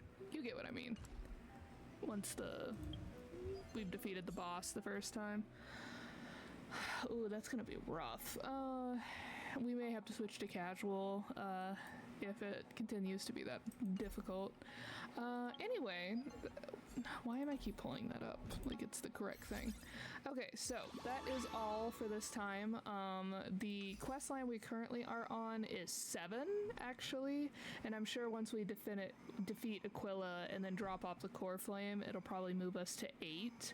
So we're actually a lot farther along than I expected to be today, but I also didn't expect to stream for 3.5 hours. But yes, thank you all so much for popping by. I hope you all have a lovely rest of your week. Make sure to get some good sleep, and we'll see you all next time.